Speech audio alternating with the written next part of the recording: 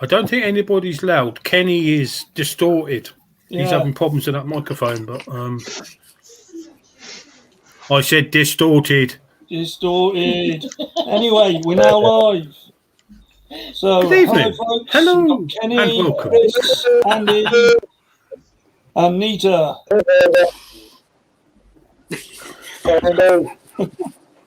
You had any joy with selling your bike yet, Nita? Huh? You had any joy with selling the bike yet? I don't know. Yeah, Saturday. You sold it, have you? Doing a swap. Oh, but what Hopefully. for? What are you going to get? Don't have a go at me, but I'm going for the one that I liked, and that's the 250 Rebel. 250 The Rebel. Okay. Yeah. Hey, at the end of the day, darling, it's your It's the bike. other one. You're the one that's got to ride it, and if you're happy with that, then happy days. Yeah, it's all right. The engine's smaller, but it's a hell of a lot lighter than what this one is. Yeah, that's what, Yeah. that's what So you need. I liked my last one because I had If one that- before. If that works for you, then that's happy days. If people don't like it, it's tough titty on their behalf. That'll get me out the house. Yeah. Bless. You know what you got to do? Mister. Go on. You'll have to get the parrot out and put him on the crossbar so he can come for a little flap. Nail on the crossbar. You know, they do them like they do when they've got the birds of prey and they have the loop round the claw and then round their wrist so he can't fly off. Yeah. He just sits there on the handlebars giving it fucking wish I could fly. You haven't seen him lose his temper, have you? Who, the parrot or Kenny? Yeah. No, the parrot. He's evil. They can be. Yeah. He squeaks like anything. Yeah, my mates too. They very rarely lose it. Normally, if I'm in the room, they put their head down sideways like that and want me to scratch the side of their head. Yeah, Or it sits in front of the cage fucking doing that. Does yours do that? No, he rattles the food bowls. Yeah, rattles the food bowls. And then my best man, he only lives about half a mile as the crow flies from me. The last time I was round there, they always let the parrot out when I turn up. And it sits on my head and it half spreads its wings, so it's like it's in a nest. It tries to hatch my fucking head. Don't do shit on it. You're all right. Never shits on it. I've got photographs of me with a cup of coffee like this and the fucking parrot on my shoulder trying to drink the coffee. Oh, no. Yeah. Oh. Oops. Bless him. He's a little darling, he is. Oh, I think my missus would go Garrett if she found out that I was looking for one though. Uh-huh. Don't you like him? Is Andy alright, or has he's always got that with matchsticks? You don't know what? Is Andy alright, or has he got his own got that matchsticks? Oh, he's having a right to either way. That sounds like Chinese. Yeah. There you go, Nita. Come on, you bastard, focus. I can see it just. I'm just trying to. There you go. Oh, I got it. Oh, bless. That's, Bless. he likes coffee. Does he really? Yeah. Oh. That one's a That's little bit so blurred. sweet. Where are we? Keep Come on, coming. you bastard. Keep coming. Keep coming. Quite odd, that. Oh. Yeah, that was nice. What is it? Wainwright. The golden beer. Oh, Not Wayne Wright, it's just a fucking African grey. What's the matter with you? Well, it's brown, mate. Brown. oh, right. Oh, bless. Yeah.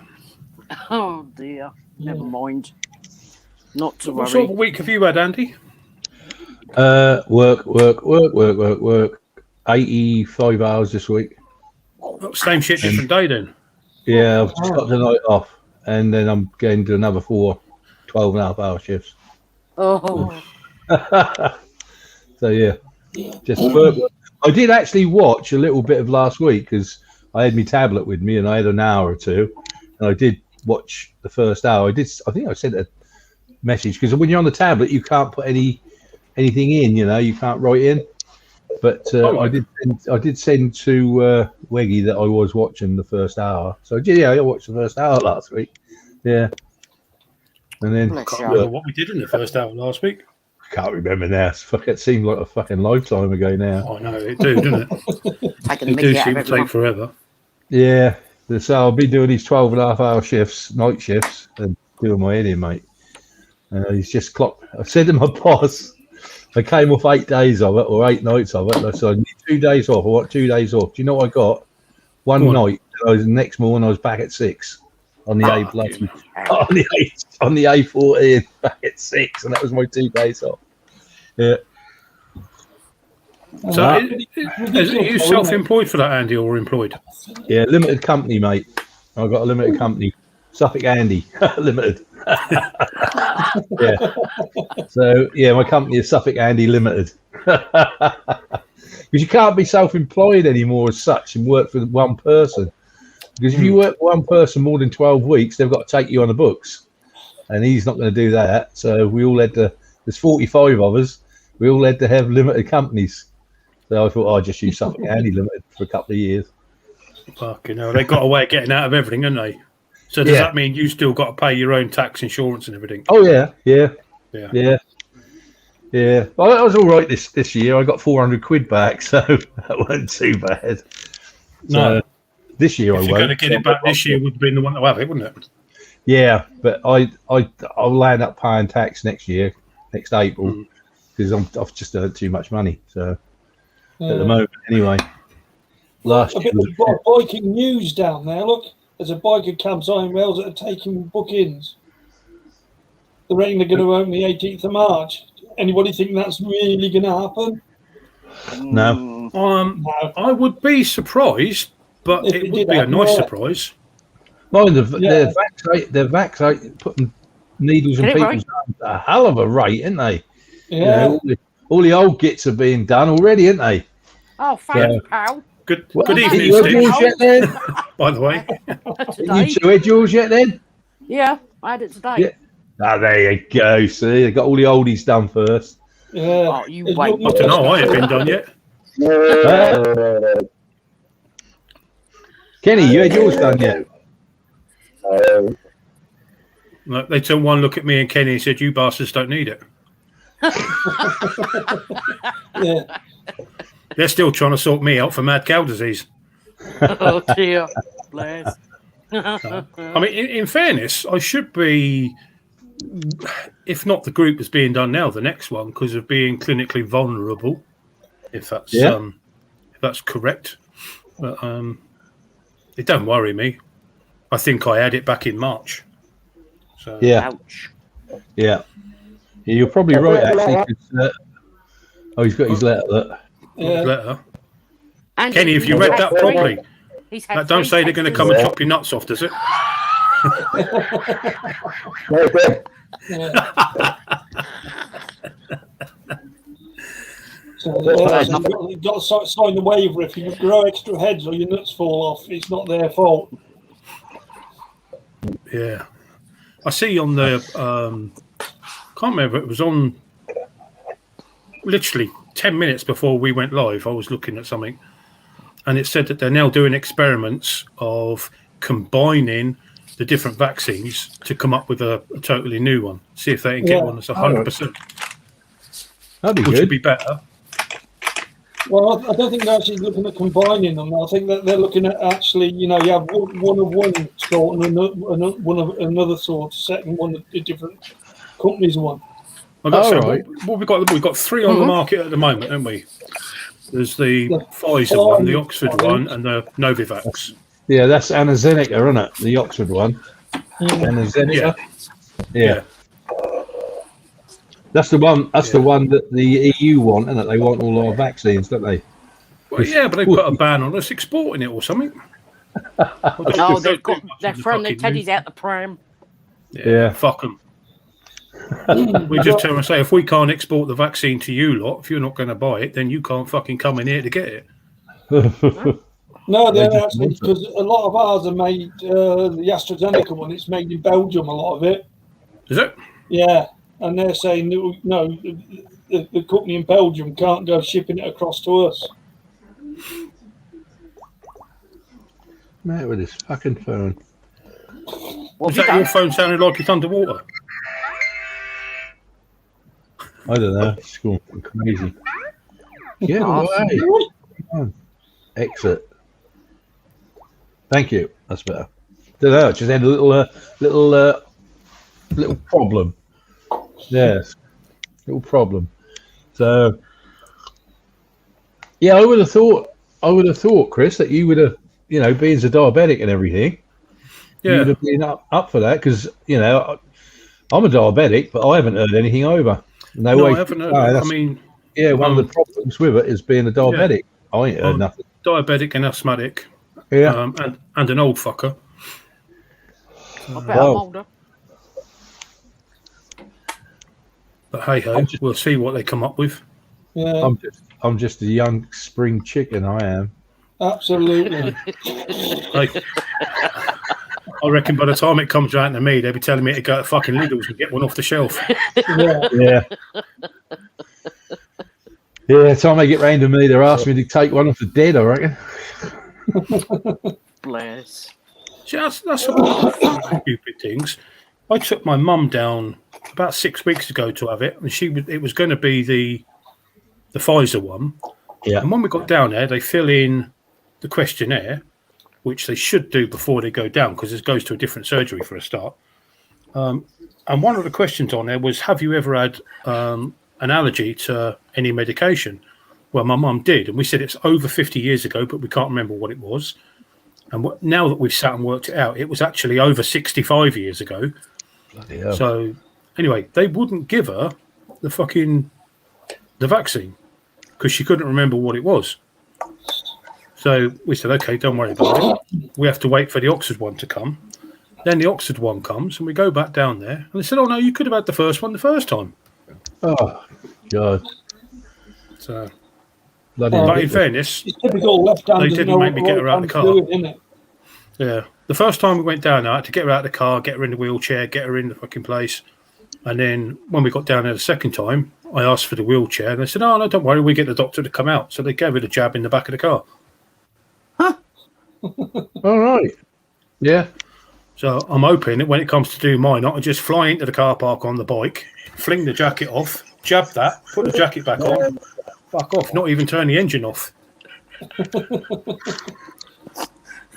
could do it like that. It'd be a lot quicker, wouldn't it? If you just pulled up your car, stuck your arm out, stick it in, and off you go again. Yeah. It could be embarrassed if they did it the arse. It'd be a lot better if they used to do it like the old polio on a sugar cube. You just lift up your visor, put the sugar cube in, and off you go. Well, they don't do Yeah. that. They don't do it with the adult one. It's only with the kids that did put it on the sugar cube. Yeah, we all had it when we were kids, a big sugar cube. You don't do it with kids. I can remember when I was a kid, I was only about 5, I had to have a BCG because both my parents had tuberculosis. Fucking needle broke in my arm. Oh, No. Ow. Yeah. So that's why I got a needle phobia now. So when I say I'm going in for an injection, that's fucking bad enough. Going into an injection into the eyeballs, now you know why I was so fucking bricking it. Although I'm covered in tattoos, it's a different type of needle. And I inject insulin every day, but that's an EpiPen.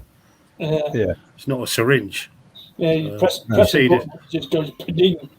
Well, for about a week after they said I was going to have these injections, every time I shut my eyes, it was a fucking hypodermic the size of a fucking 3-foot log coming towards me. Sorry, Chris. Bastard. It's okay now because it's done. It's dusted. It's over. At the time, I was fucking bricking it. Well, the only thing you do is when you go for an injection, you just don't look. Just look away. You can't because they got this fucking in the eye. They put a plastic thing to stop the eyeball from moving. Yeah, I'll just turn my head away, shall I? You poke it in my eye. You do it from the eye. It's weird. The only way I can describe it. Do it in my Jap's eye. You know these underground plumbing fittings, like for your cesspit and stuff like that, and you've got like a 4-inch main that comes in and a Y-shaped piece off of it. So if you can imagine one of them scaled down and put into your eye, you look up through the main route, and then the fucking needle comes down the Y-shaped part of the junction straight Oh, into your fucking oh. eye from the side. No. Oh, Yeah. ouch. The first one I didn't see. The one out the right-hand side I didn't see. That's the one that's got the peripheral vision issues. Yeah. I didn't see a thing and barely felt it, if I'm honest. The other one, I don't know whether they didn't put enough anaesthetic in it. They didn't leave it long enough, but I saw the fucker coming and it hurt like a bastard. Nah. Or is psychosomatic hurt like a bastard because you saw it? It might well have been. I think I did swear at the nurse as well. But I'm sure she would have preferred me to swear at her than to lash out. Yeah. Oh, yeah. Mind you, I did have another nurse holding both my fucking hands. Yeah. Well, Because I put on there that it was that I had this like needle phobia, and when they took me in there, they knew about it and they said, "Right, have you had the sedatives from your doctors?" Yeah, I've had all that. Plus, I've had an extra fucking handful. So I got in there, and she said, "Do you still feel like you want to lash out?" And I said, "No, I don't." I said, "Until the panic sets in." And I said, "Then I've got no control over it." She said, "I'll hold your hands." And she had lovely soft hands, and she held one of them. And then when they started, she grabbed hold of the other one as well. I thought, I hope to fuck I don't go into panic mode, because she wasn't the biggest. She was only about fucking your size, Nita. And I thought, if my fucking arm just suddenly goes twang like that straight out, she's going to hit the wall and fucking slide down it. Ouch. Luckily, I didn't panic. So, Bless you. All right, Gordon. but it was all, We got. all done for the best reasons, and we'll see what happens Monday. Where's Wiggy? Is Wiggy coming on? I don't know. He's on the chat here. So there's one for Andy there. So the company is limited, but the work is unlimited. Yeah, limited company, unlimited. That is true. Fucking crazy, mate. But I'll tell you what, once this lockdown is finished, I'm going to finish doing all them hours, because at the moment, I might as well do them because I'm just sitting here most of the time on the computer. Yeah. So you might as well take them, Get what you can, yeah. earn Yeah. fucking megabucks, and then when that's down, then I'll say to them, I'll go back to me 3 days a week, you know? Yeah. 3 to 4 days a week, and that'll do me. Yeah, 3 or 4 days a week, and you've got your club and stuff to do as well. Right. So I can see that Weggy's put a comment on, so I'm guessing he's watching. Weggy, if you're watching, Yeah, get on, you get. get on, because I need to speak to you about Kawasaki Turbo. What? About Kawasaki Turbo. Hey, You broke it. No, I didn't know they did this particular model. As far as I was concerned, their only turbo was the GPZ 750. But they did a version of the Z1 with a turbo from the factory. Didn't even know they done one, to tell you the truth. Yeah, Me neither. Didn't know. they did. Because I used to have a GPZ 750 turbo. And it, although it was only a 750, the power output was pretty much on a par with the 1100. But obviously it was lighter. Yeah. But what they didn't tell you was, and I've only recently found out, that it had the capability of tuning that to 200 brake horsepower without doing hardly anything to it. So I mean, you go back to the 90s, 200 horsepower on a bike was a lot. just about unheard of. You know, Yeah. I don't think the MotoGP bike said that back then. Nah. I wouldn't have thought so. that's enough horsepower for today's world, isn't it, really? Yeah. But apparently, yeah, Kawasaki used to do one based on the Z1 back in the late 70s called the Z1R TC. Oh, TC. Have you got a picture of that? I have, but I don't know how to show. Well, I say I have. Let me hang on. I don't know how On to the do phone, it. is it? I might be able to get it on the phone and then put it on the thing. I'm crap at doing screen sharing on here. I don't even know how it goes. If you put the link up, I'll share it, mate. Where am I? You're in a chair. Search. Yeah. Right. couple more about what matters to you. Bum, bum, bum, bum, bum, bum. Boom. Come on. Wiggy, you know, because he's one of the best bloody historic fucking orators Yeah, of he's fucking motorbikes. he's Mr. Kawasaki. Well, he knows every motorbike. He's the history man. Definitely. Especially what I mean. Suzuki did one. Actually Suzuki have done a couple. Hey? Yeah. The latest one they did was on a GSX 1400. It was a Barry Sheen tribute bike. All right. And I think they did 200 or something daft like that. Come on. They're probably looking at smaller capacity bikes now, I would have thought. To actually help with emissions and stuff like that. Yeah. Right. Come on. I'm just trying to get this fucking woman's head out of the way and then I can take a picture of it. Do a screenshot. Oh, get out of the way, bitch.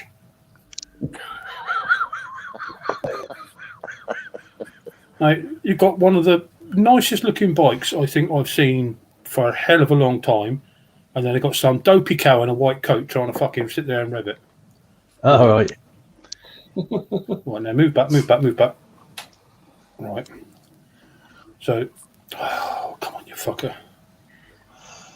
Is it a link on a website or something? You got it? No, I've got it on a YouTube video. And you just paused it. Well, no, I just did a screenshot because if you pause it, you get the pause lines in the middle and everything else. Come on.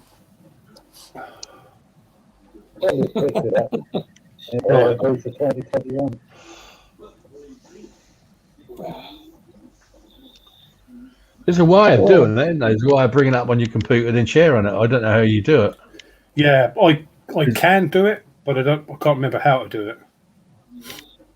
So I'll do it this way. If you share as a GIF on your, not a GIF, as a picture on your timeline or something, I'll be able to pick it up from there. All right, hang on. On Facebook or something. Oh, you bastard! You went off then, didn't you? You didn't fucking take a screenshot. You fucking dozy piece of shit. I think we need a plan B, really. Yeah. Right. Oh, yeah, fucker. I either go back miles too far, like that. Go back miles too far. Right, we'll get it this time.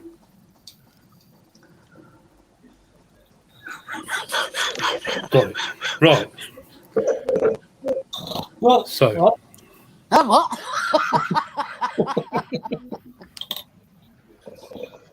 Oh dear, oh dear. Just missed the front. That's the GSX 1400 turbo. Oh, so it's a motorbike then. The turbo. But they did. I think they did 200 of them. All right. And that's the 1978 Kawasaki Z1RC. All right, that's a motorbike as well. Sorry, Z1 TC. With a gaping white coat. No, the girl in the white coat was on the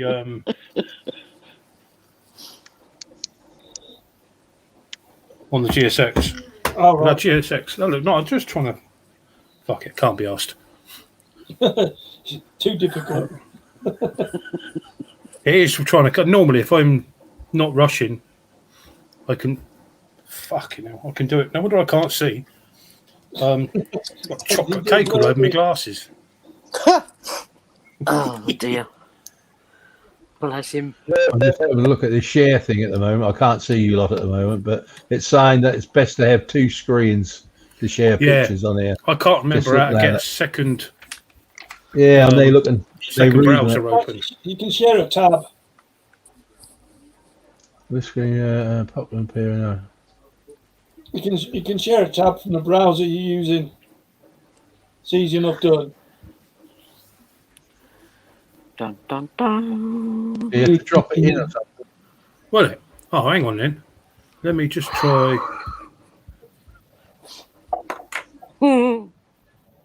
Share video. Oh, fuck me. I don't want to share that. Get out. Share screen. Right, what am I doing? Right, so select a window or a screen. Click the select window. Entire screen. So that's got all of me. Now you should have got the.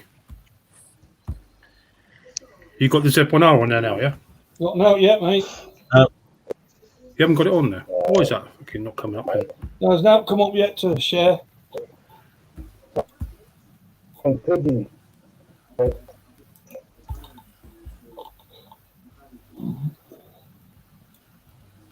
Try again. Share entire screen. Oh, that's why didn't it allow. Now you should have got my screen, yeah? Got something. Here we go. Yeah, I'm seeing seeing all of us. So I'll add that to the stream then. So now you should have got the Z1 RTC, yeah? Yeah, 1978. That's nice. Ah, Yeah, I'll just see it. I'm just going to go back a bit. Oh, That's the first Suzuki, the XN, which was a 650, I think. Come on.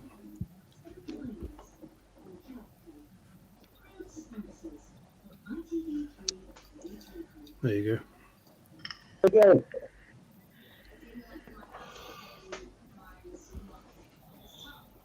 Typical styling of the times, though, isn't it? Looking at the boxiness and the squareness. Yeah. The turbo, yeah.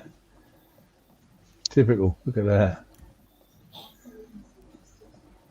Yeah. I wonder how old that bike actually is, whether that's up to date. No, what's that? No, Oh, here we go. I look a bit more modern. Yeah, that's the GSXR. Sorry, not the GSXR. The GSX 1400 all turbo. right. What with the turbo? Yeah, Bloody hell. there's a. There you go. That'd be a couple of 3 horsepower extra, wouldn't it? I don't know why they got that silly bitch standing in front of it. For fuck's sake.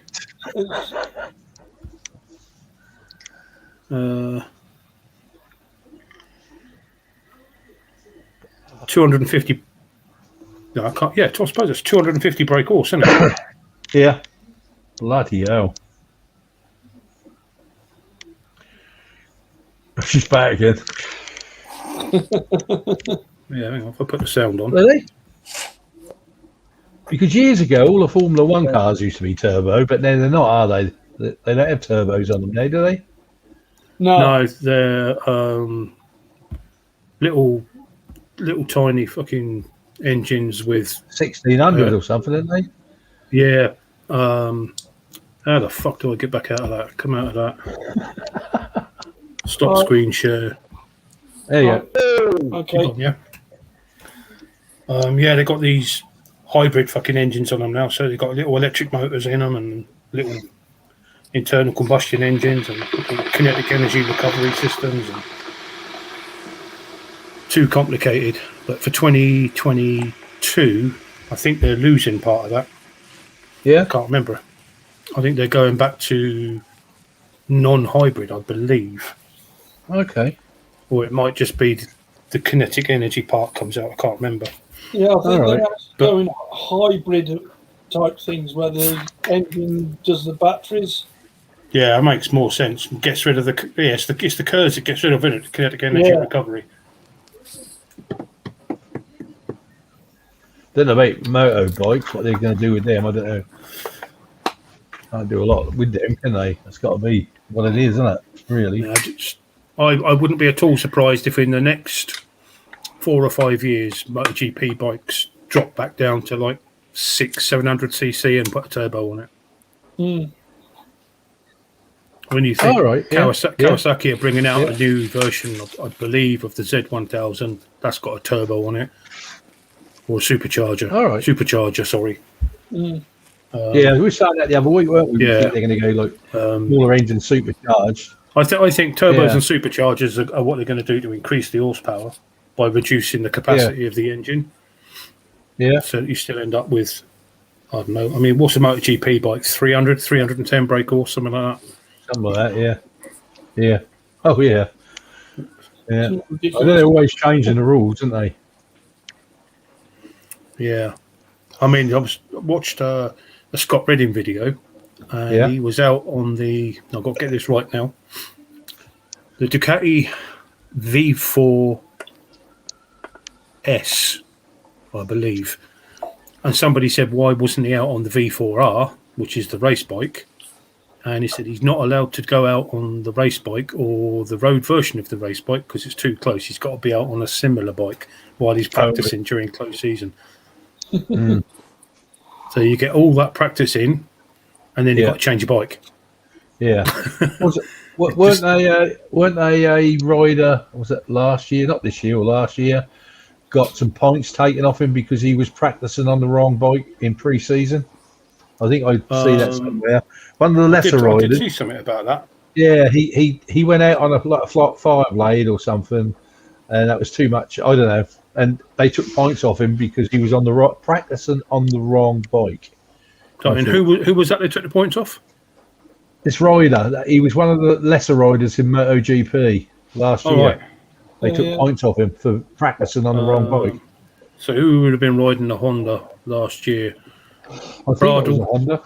Might have been one of them. Bradle, Marquez. That weren't Marquez. Little Marquez. I don't think so. That would be one of the satellite teams, I reckon. And then you got Crutchlow and Weren't quite slow, I don't think. I can't remember now. It's one of them little stories you read and that goes in and you forget about it. I know one of the MotoGP blokes lost like 5 or 10 points or 5 points. Wonder if it was Nakagami, Crutchlow's teammate. Might have been because he practiced on the wrong bike. Trying to think of who else had a fucking Honda last year. I think all the other teams were on Ducatis and Aprilias. Yeah, and Yamahas. And obviously the Yamaha and Suzuki teams at the front, but at the back of the field. Yeah. Back of the field was just Aprilias and some of the older Ducatis. Be interesting to look into that. Don't know where. Who's farting in the bath? Not me. Oh, it's Andy. That was me, mate. I'd be proud of it. Trust me. Balls like that. Yeah, I'd be proud of it. Weggy's still bloody putting stuff up on here. Look, come on, Weggy, get on here. Yeah. Stop hiding away like Stop hiding around like a bloody wallflower. Oh, just seeing that Meist and Gordon are out there. Good evening, guys. Evening, guys. Evening, everyone. I'm going to bed. All right, no, Nita. No. No, see you later, darling. See you later. Don't let the bed bugs bite. No. Watch the feathers. Watch them feathers, yeah.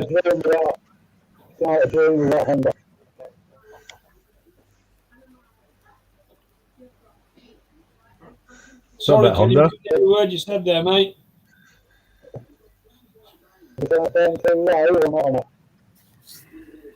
No, mate, ain't happening.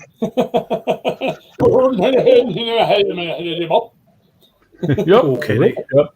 Kenny, nick her tablet. Yeah.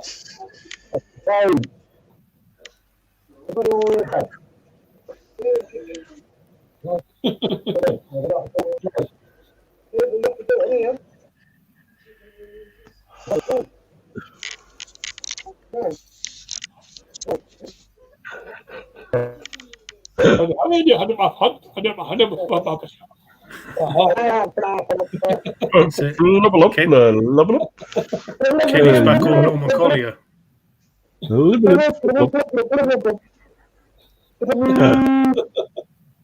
Hey, Bill said flubble lubble lubble lubble lub, and Ben said swallow it, you dirty bastard. Yeah. I just read that Tweet.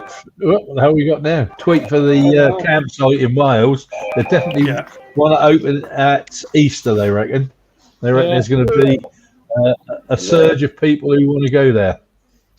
Book now. I'll tell you what. If it opens up, there will be. The place will be fucking heaving. You can guarantee it. So I mean, they're doing probably an educated gamble. But yeah, don't blame them. If it don't pay off, they've not lost anything. No. But if it pays off, they could be onto a right winner. Yeah. Bloody hell. I want to know if Stitcher's just weed all over the floor. What? Or is she? No, sorry, wrong sort of weed. She's smoking. All right. I think that was to do with Bill and Ben. We got two Kennys. Well, switching over a phone, yeah. Right. Yeah. Righto. What? Mute the first one, Carl. Right, I'm on our tablets, chaps. That's better. Oh, that sounds better. Yeah, that's got you on working the- loads better. I've still got you on the big screen, but I'm on a tablet. Yeah, we've got both of you on, mate. You doubled up. Yeah. Right, I'll get rid of the big one then, yeah? Yeah, Oh, okay, then, mate. that's better. Better? Is that better? Yeah. Right. Oh yeah, yeah, a lot you're better, mate. quiet, Yeah, mate. we can hear you now. I think all right. These are all right for listening to music too, but they're no good for transmitting. Yeah. So either need to get a pair of earbuds that fit with a 3.5 jack mil or 3.5 mil jack plug, or Yeah. because then that won't be so fucking hot on your ear holes and make your bloody head sweat. No, that's it. I've got these ones that go in your ears. Yeah, that's what these ones are. Yeah, And, I've got little cheap ones that I buy for my mum because she sleeps with her iPod on. So every 2 or 3 weeks, she's knackered the lead where she's wrapped it around her head and fucking stretched it, and she's not managed to strangle herself yet. Just fucked up the headphones. So I get little JVC ones for about £5. Yeah. And in fairness, they ain't got a bad tone to them. If you're listening to music, they're okay. But she only listens to books, so they're great. Oh, right, yeah. She wanted to know if she could borrow these. I said, no, these are £400 a pair. Oh, Fucking hell. boing boing. Yeah. The quality of these is amazing. And I've got little amp that I actually boosts the volume into these, and I can blow these literally out of the ears. Bloody hell. They go that loud, to the point where I never have them that loud because it would damage my ears. Yeah. But I do like my music loud, and the missus is always, I can hear them. But these are sound cancelling as well, so you shouldn't be able to hear them. But it's obviously what comes out the back of the speaker you can. Yeah. So then I wear a pair of like the ones you got on, Andy, but they're sound cancelling, Bose ones over the top, just to stop the keep coming through. Yeah. Yeah. So I've got like a pair on as ear defenders for her. While I've got my music on, and I'm fucking sitting there watching the fucking on the sofa. Shut there. Silence going. Well, she gets the right fucking arse because if I've got to keep still, otherwise she'd moan at me for fucking moving. And all of a sudden I realise my foot's going bang, bang, bang, bang, bang, bang, bang, bang, bang. I'm doing the fucking drums with my feet. I thought, fucking hell. Because then I'll get a slap for that. Is that rock music, is it, mate? I used to do that on the bus. I used to have a huge, great pair of Sennheiser cans on my ears. And Yeah, these are Sennheiser. Yeah. And I'll be sitting there going, nobody is sitting next to me. Great. Oh, shut up. Trouble is, if you're listening to music, you don't realise you start singing to yourself, and everybody gets pissed off with you, don't they? Yeah.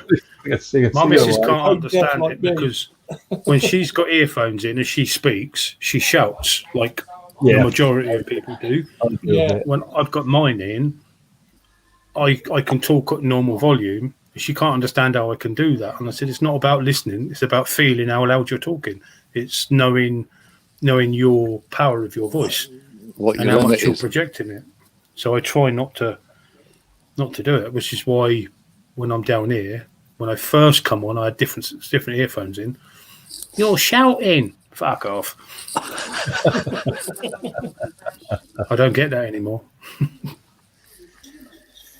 Right, which is in the outhouse. Never Yeah. into the house. No, I send it to bed now. Well, who's gonna?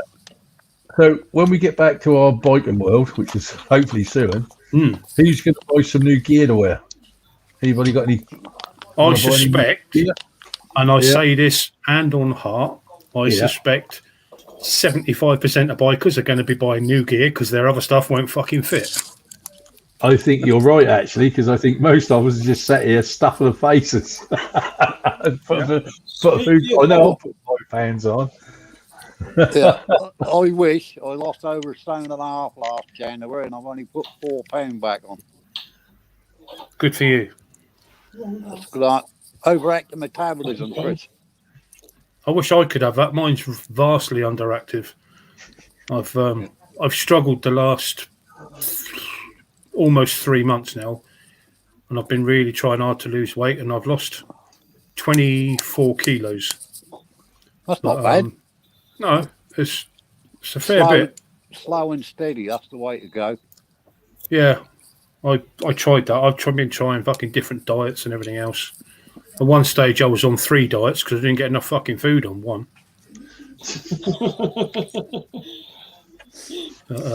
Well, I think if I chop this off, I'll lose half a kilo again. I think you would Quite do, possibly. Yeah. Hobgoblin. Yeah. Well, you should take it all off, Kenny, and then you'd look about 21 years old, mate. No. I look worse. I look worse than Peter, mate. You'll look younger if you shave that lot off. No. You'd have Carl, to answer to her indoors. Then You need to be careful, Carl, when you pass the drink to Julie, because all I could hear was you was after a goblin. Yeah, it's goblin, mate. Hobgoblin. Oh, I thought it was knob goblin. Sorry. No. Well, I don't mind. I'm not adverse. What, to a goblin? Most of us wouldn't be. Yeah. Bearing in mind what happened last week. Let's not get the toys. I was going to say let's not chuck the toys out the pram, but that's not quite right, is it? Ben's playing with toys like that, mate. You got to think there's something wrong somewhere. Hey, we're only here once. We have to enjoy it while we're here. Yeah, Oh, true. yes. Yep, that is so true. Yeah, so I reckon a lot of bikers will go and get a load of new gear, new crash helmets and jackets and stuff. Oh yeah, I need a full outfit. There, mate. Yeah, even riding underpants. Really? I Yeah, don't need to get any new man. gear. that's in the I've got loads of gear that fits, and I've got loads of gear that's too big, so I might actually be selling some. I'm not going to bother changing the helmet, not until I know what bike I'm getting after I get rid of the ZZR. So I might go back to off-roading. Do you tend to buy your helmets to match your bikes? Yeah, to a certain extent, depending on what I'm on. So you are like women with handbags and shoes? Not quite. They haven't got to match quite that closely. No, My handbag doesn't match anything of mine, no. but my shoes and my helmet must match. Well, not nice and easy. Any colour you like, as long as it's black. Yeah, I mean, I've got various shades of black. Generally, if I'm riding a road bike, I'll have a road bike helmet. If I'm riding an off-road bike, I'll have an off-road helmet. So I normally have a bigger peak, normally goggles as opposed to a visor. But I quite like some of these new adventure helmets that have got the big peak for the sun and a visor that goes up behind the Yeah. peak. Oh, got the built-in sun visor. Yeah. Well, not the sun visor, Kenny, just the ordinary visor, but where you've got the peak comes out like that. Yeah, but the normal visor goes up between the peak over the top. Oh, right. And then you've still got your little sun visor that will come down. Yeah. It's not internal then. Yeah, it's got an internal sun visor, but I don't know how the peak, in the old helmets used to have pop-on studs around here, didn't they? Yeah. And then your peak used to pop stud onto there, and then you'd wear your goggles. Well, now they've got these ones that I'm guessing mount back here somewhere, and there's must be a slot between the helmet and the peak there for the visor to go up. Yeah, buy the Star Wars Stormtrooper kit, you'll be all right. Yeah, something like that would be fine. On an all-white Suzuki 2021 Hayabusa. Yeah, I'm quite good with helmets. Where's the one I did? I'm definitely going to have to get a new helmet. All mine are over 5 years old. Yeah, this one's coming up for 5 years. Oh, crap. How long away is mine? That's Wiggy. That's a helmet that I did for that's did that for the Reading Toy Run 3 or 4 years back. Yeah, that's Wiggy. Wiggy, yeah. That's where Wiggy, he got that from. Wiggy's new helmet. That's where he got that from. Yeah, and that was me. Come on, focus, you bastard!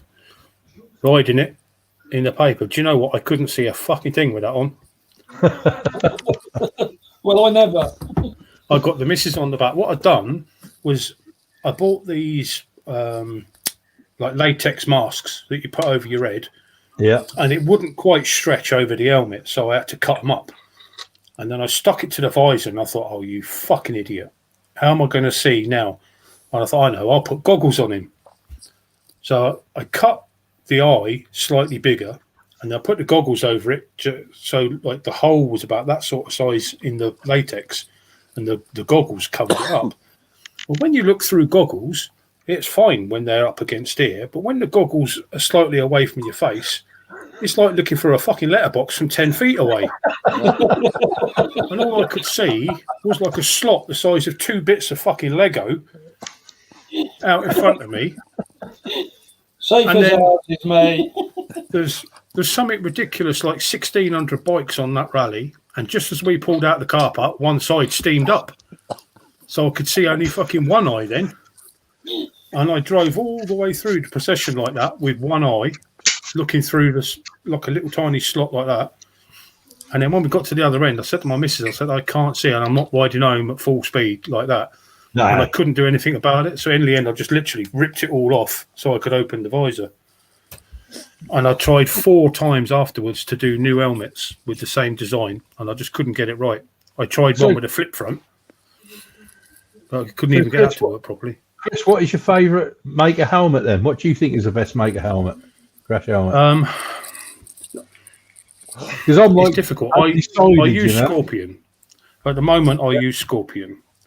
And through no other reason than I liked the design that was on it, and I liked the price.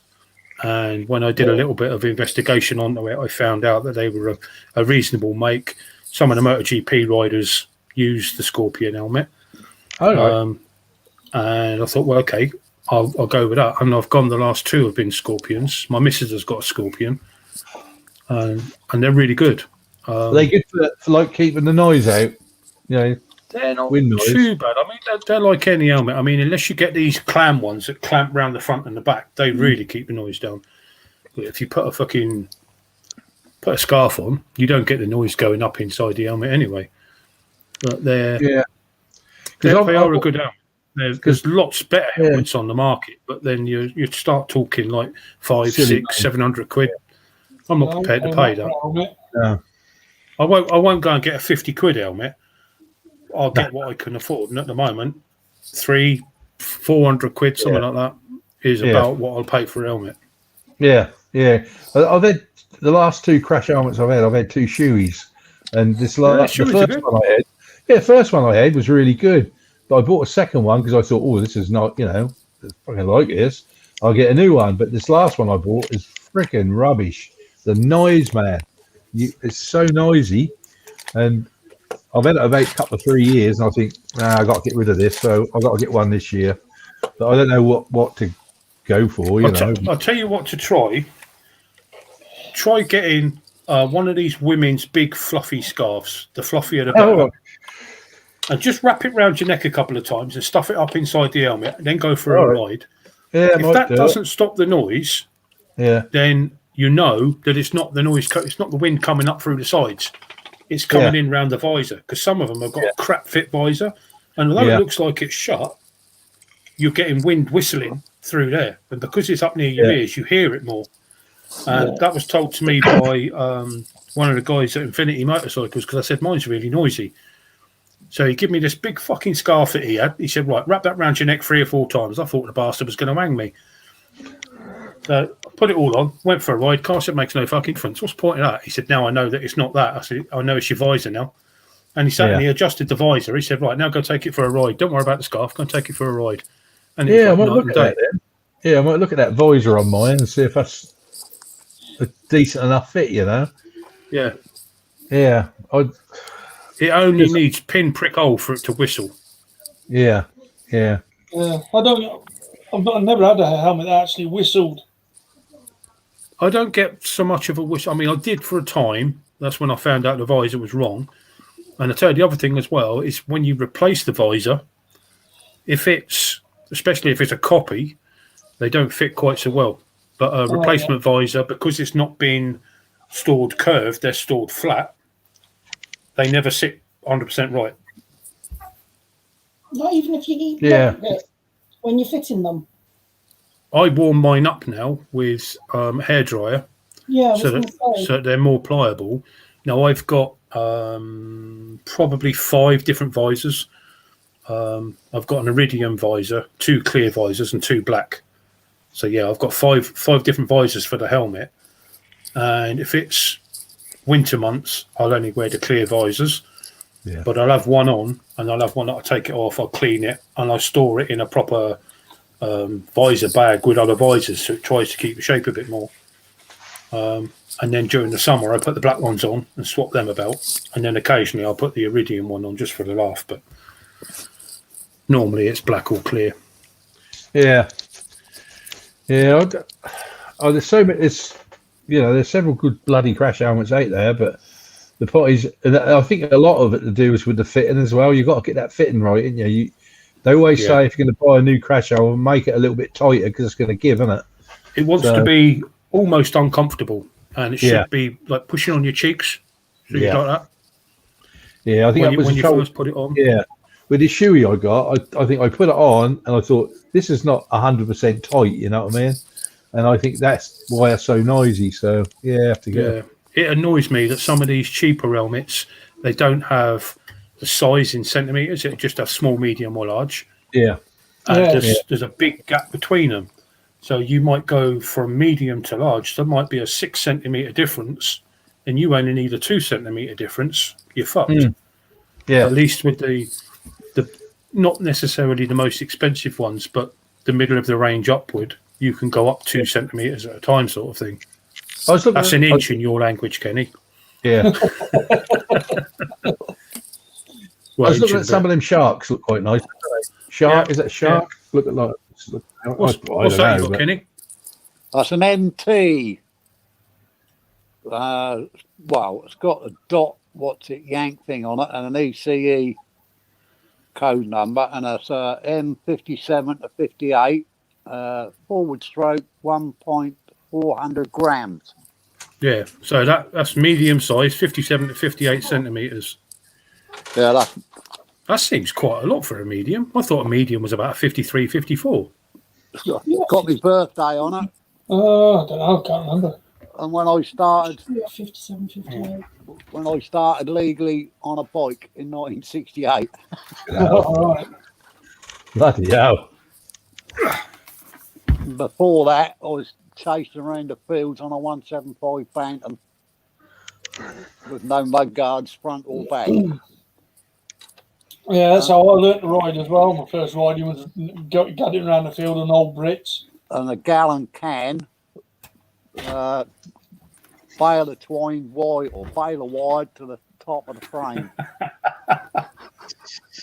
and a single double sprung suspension seat.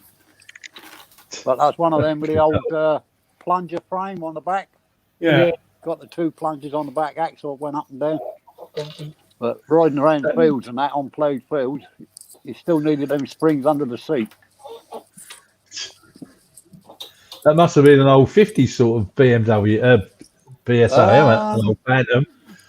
50s? 55, I think it was. 65 years ago. Bloody hell. That is right, Kenny. That, what's it say? 57, 58. That must be medium. Yeah. Because mine's XL 62. But that still pushes me chops in when I put it on. Yeah, this one will. This has got like a pump on the front, so I can pump the cheeks. All right. Makes it a tighter fit. That also cuts out a bit of wind noise. Yeah. I was just thinking if you got one of them neck thingies, you know, the old neck pillars. A snood. No, and a neck pillar. What you know what when you yeah, it goes underneath. I have, yeah, but I haven't got one down here. Put that round your neck first, and then put your snood on or whatever, and then put that round your neck, and then pull the helmet down. I tend to struggle with stuff around my neck. It's really weird.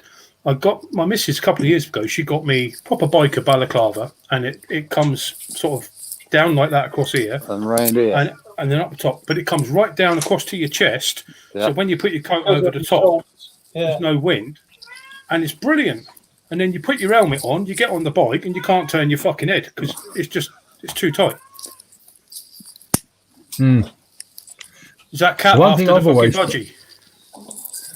Sounds like it. Yeah, he's after his biscuits. Yeah, the one thing I've always struggled with is fucking earplugs. I can't get on with earplugs.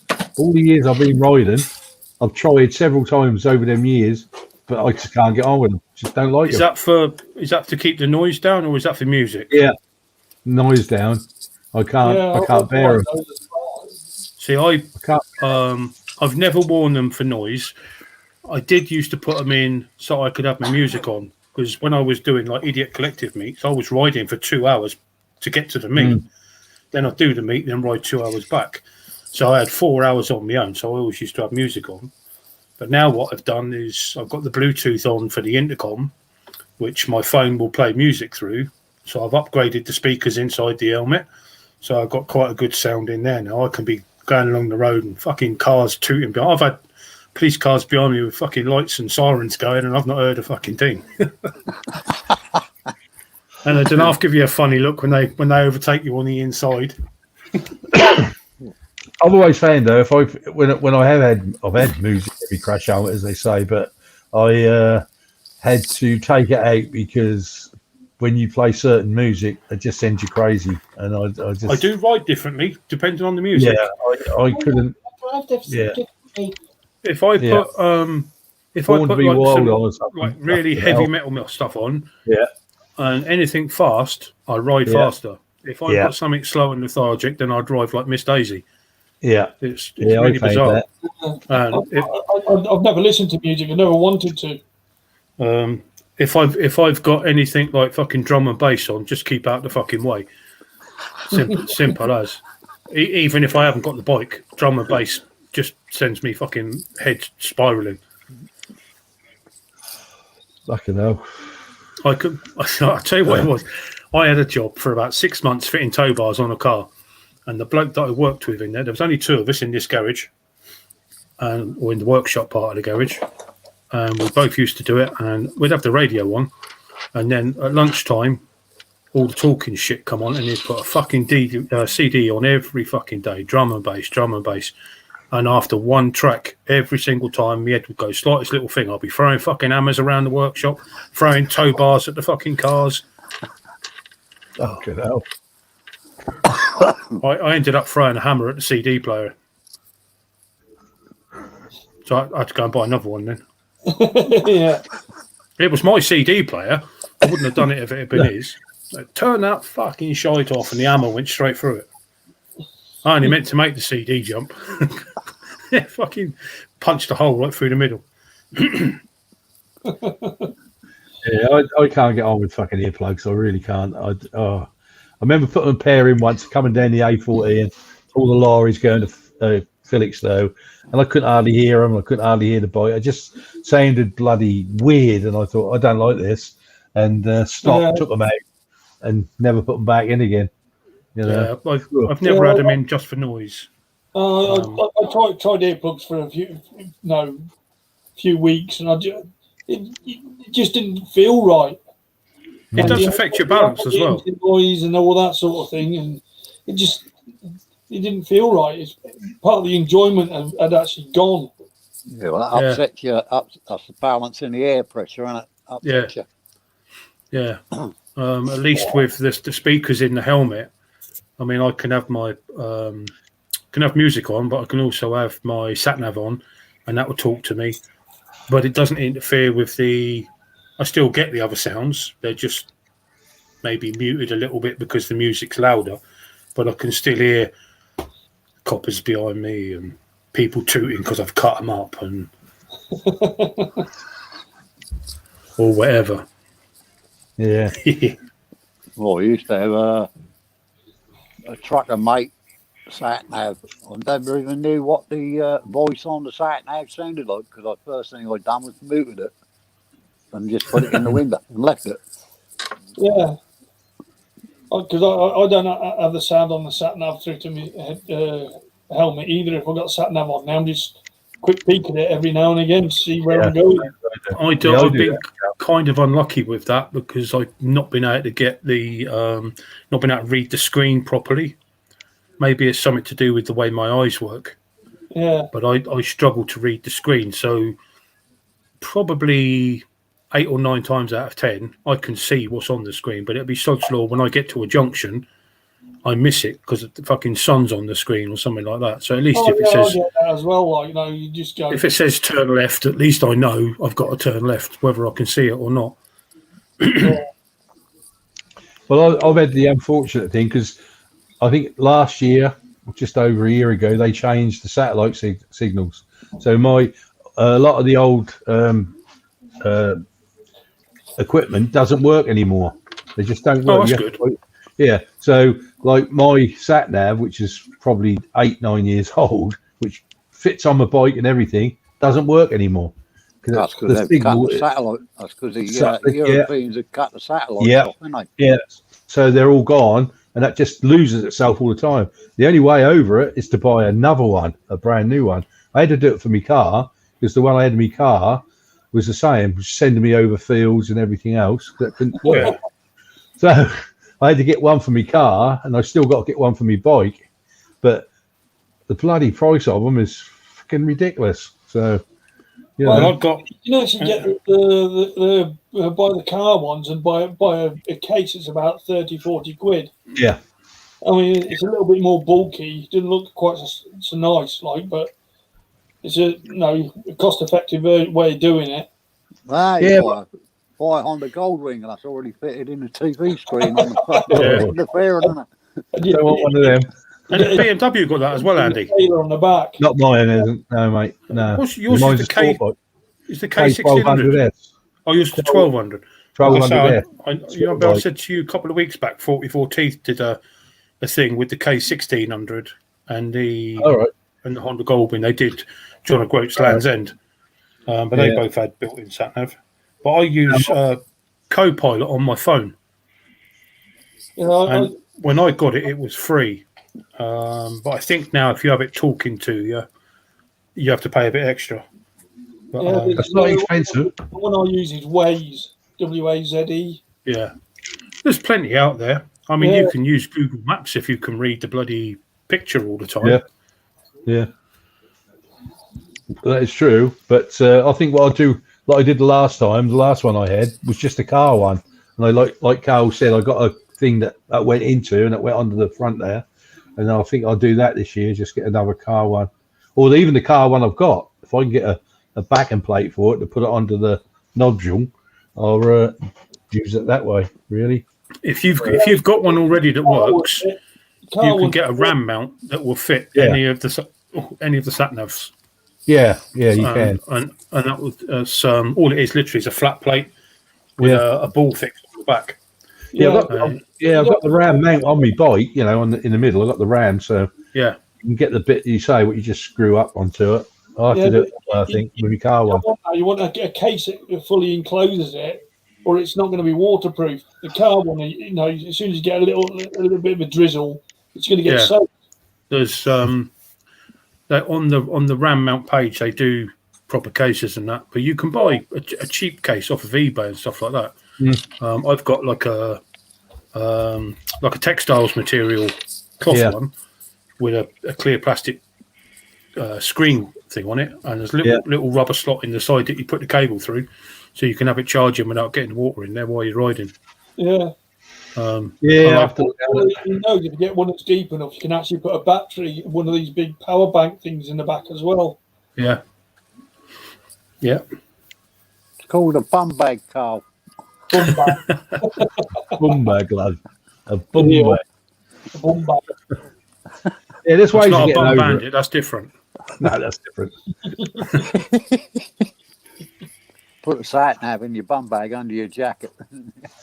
Who are you talking Now, I've about? normally got the phone in the inside pocket of my jacket anyway, and I'll always put that and my wallet in a plastic bag when I go out, just in case it rains. Just in case it rains really hard. True on that one, yeah. boys. Gold ring looked like someone glued a Tupperware party onto a boat anchor. True. That's one bike I would never want. I'm not dissing them, don't get me wrong. Who's got one out there? I'm not dissing them, but I just would not want one of those. They are very comfy. But they're fucking heavy. I mean, Yeah. I wouldn't say no. Well, I found one on the marketplace the other night. That's a GS 1200S trike. All right. And the exhaust are 4-into-1, and it comes up where the tail light normally is, underneath the back of the seat. So they've done bloody away hell. with the tail light and put tail lights on each mudguard. And that's up for £5,000. All right. And that's a 1200S. So it's got the normal sort of banded 1200 handlebars with a half fairing on it. You can buy a proper motorbike for that, mate. Sorry? You can buy a proper motorbike for that. Yeah, but I've also found a 1200S on there for £2,000.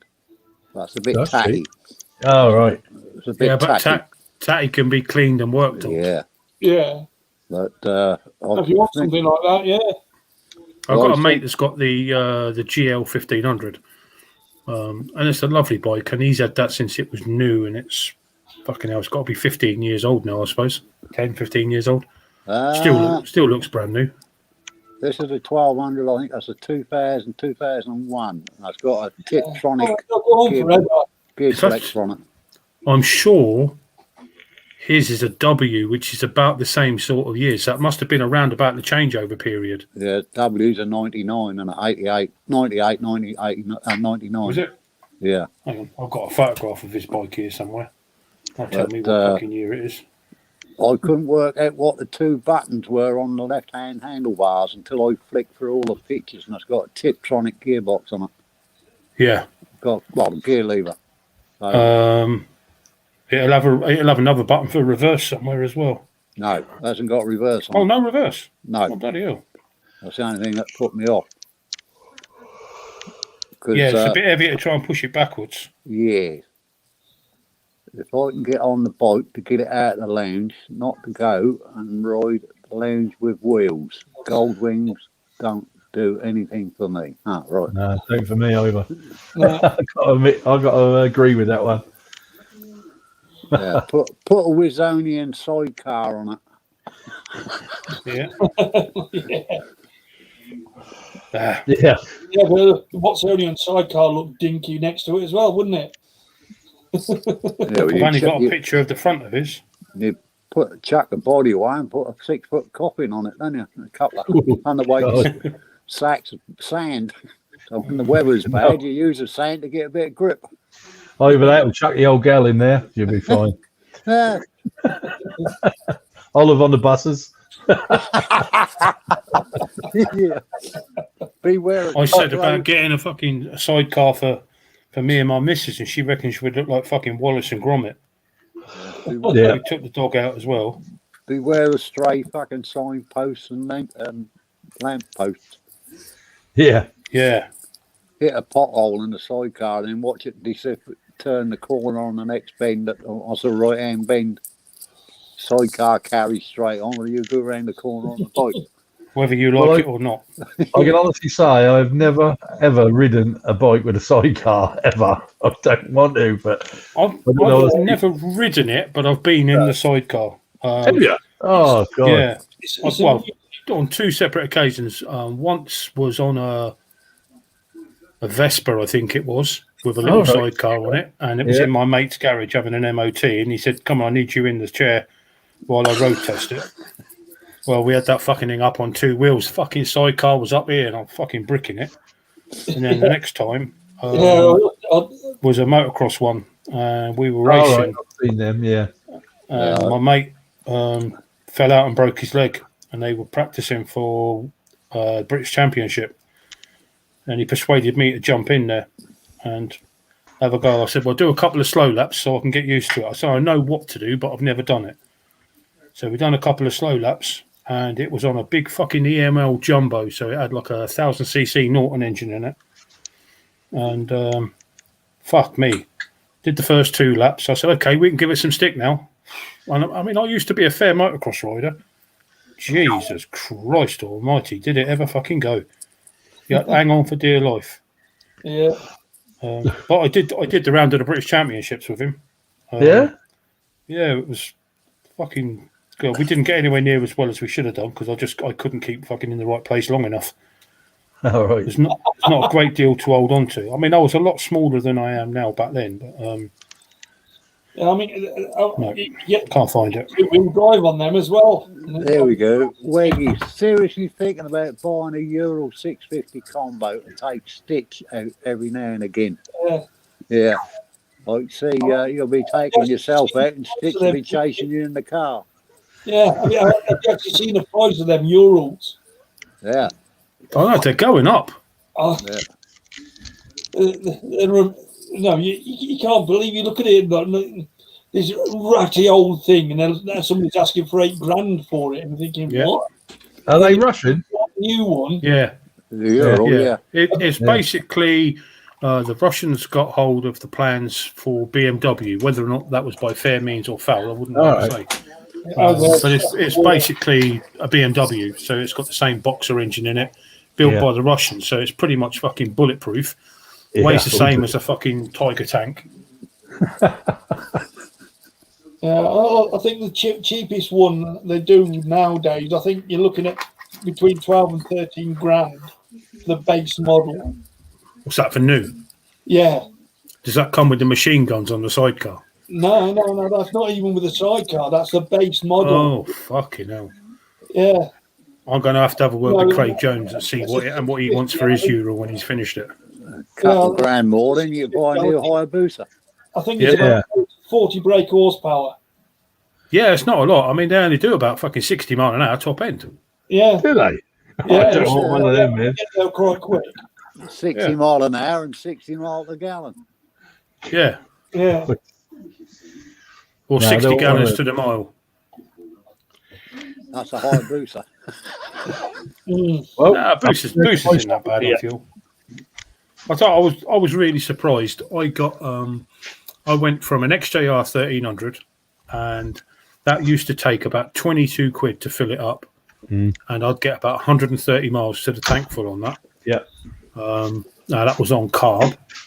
I went from that to the ZZR 1400, tank size 9 identical, same sort of price to fill it up, and that would do 210 mile on the same amount of fuel. Okay. So I quite like that. And then I went to, can't remember how much the Varadero took. That took more to fill it up, but that wasn't quite so good on fuel. That was back on carb skim. And then I went on to the Triumph Tiger.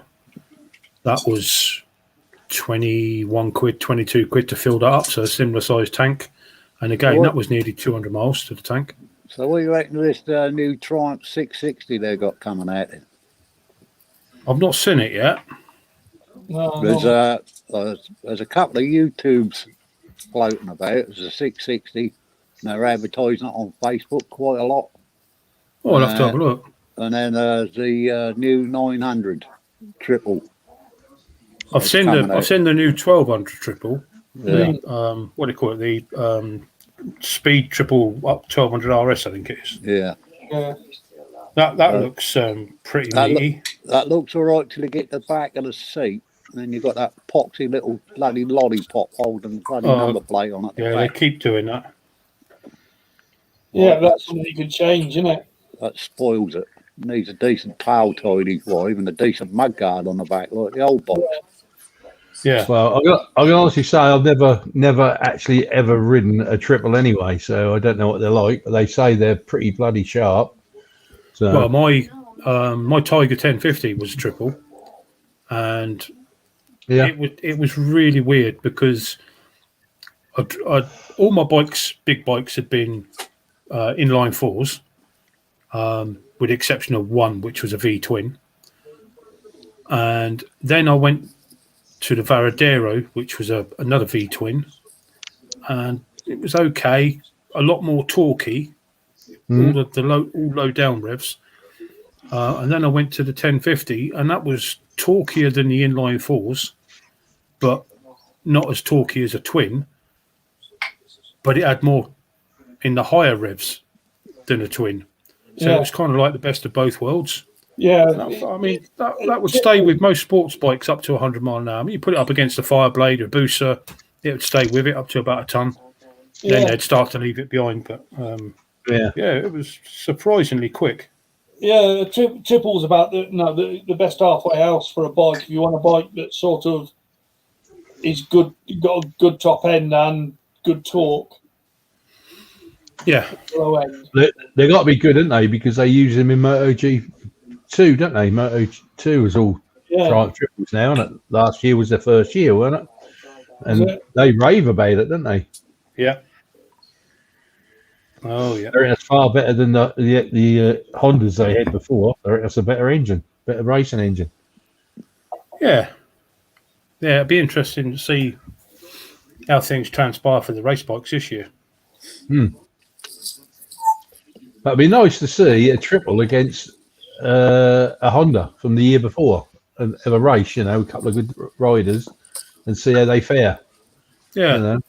That'd be a good comparison, really. All the Moto2 bikes, they're all Triumph triples.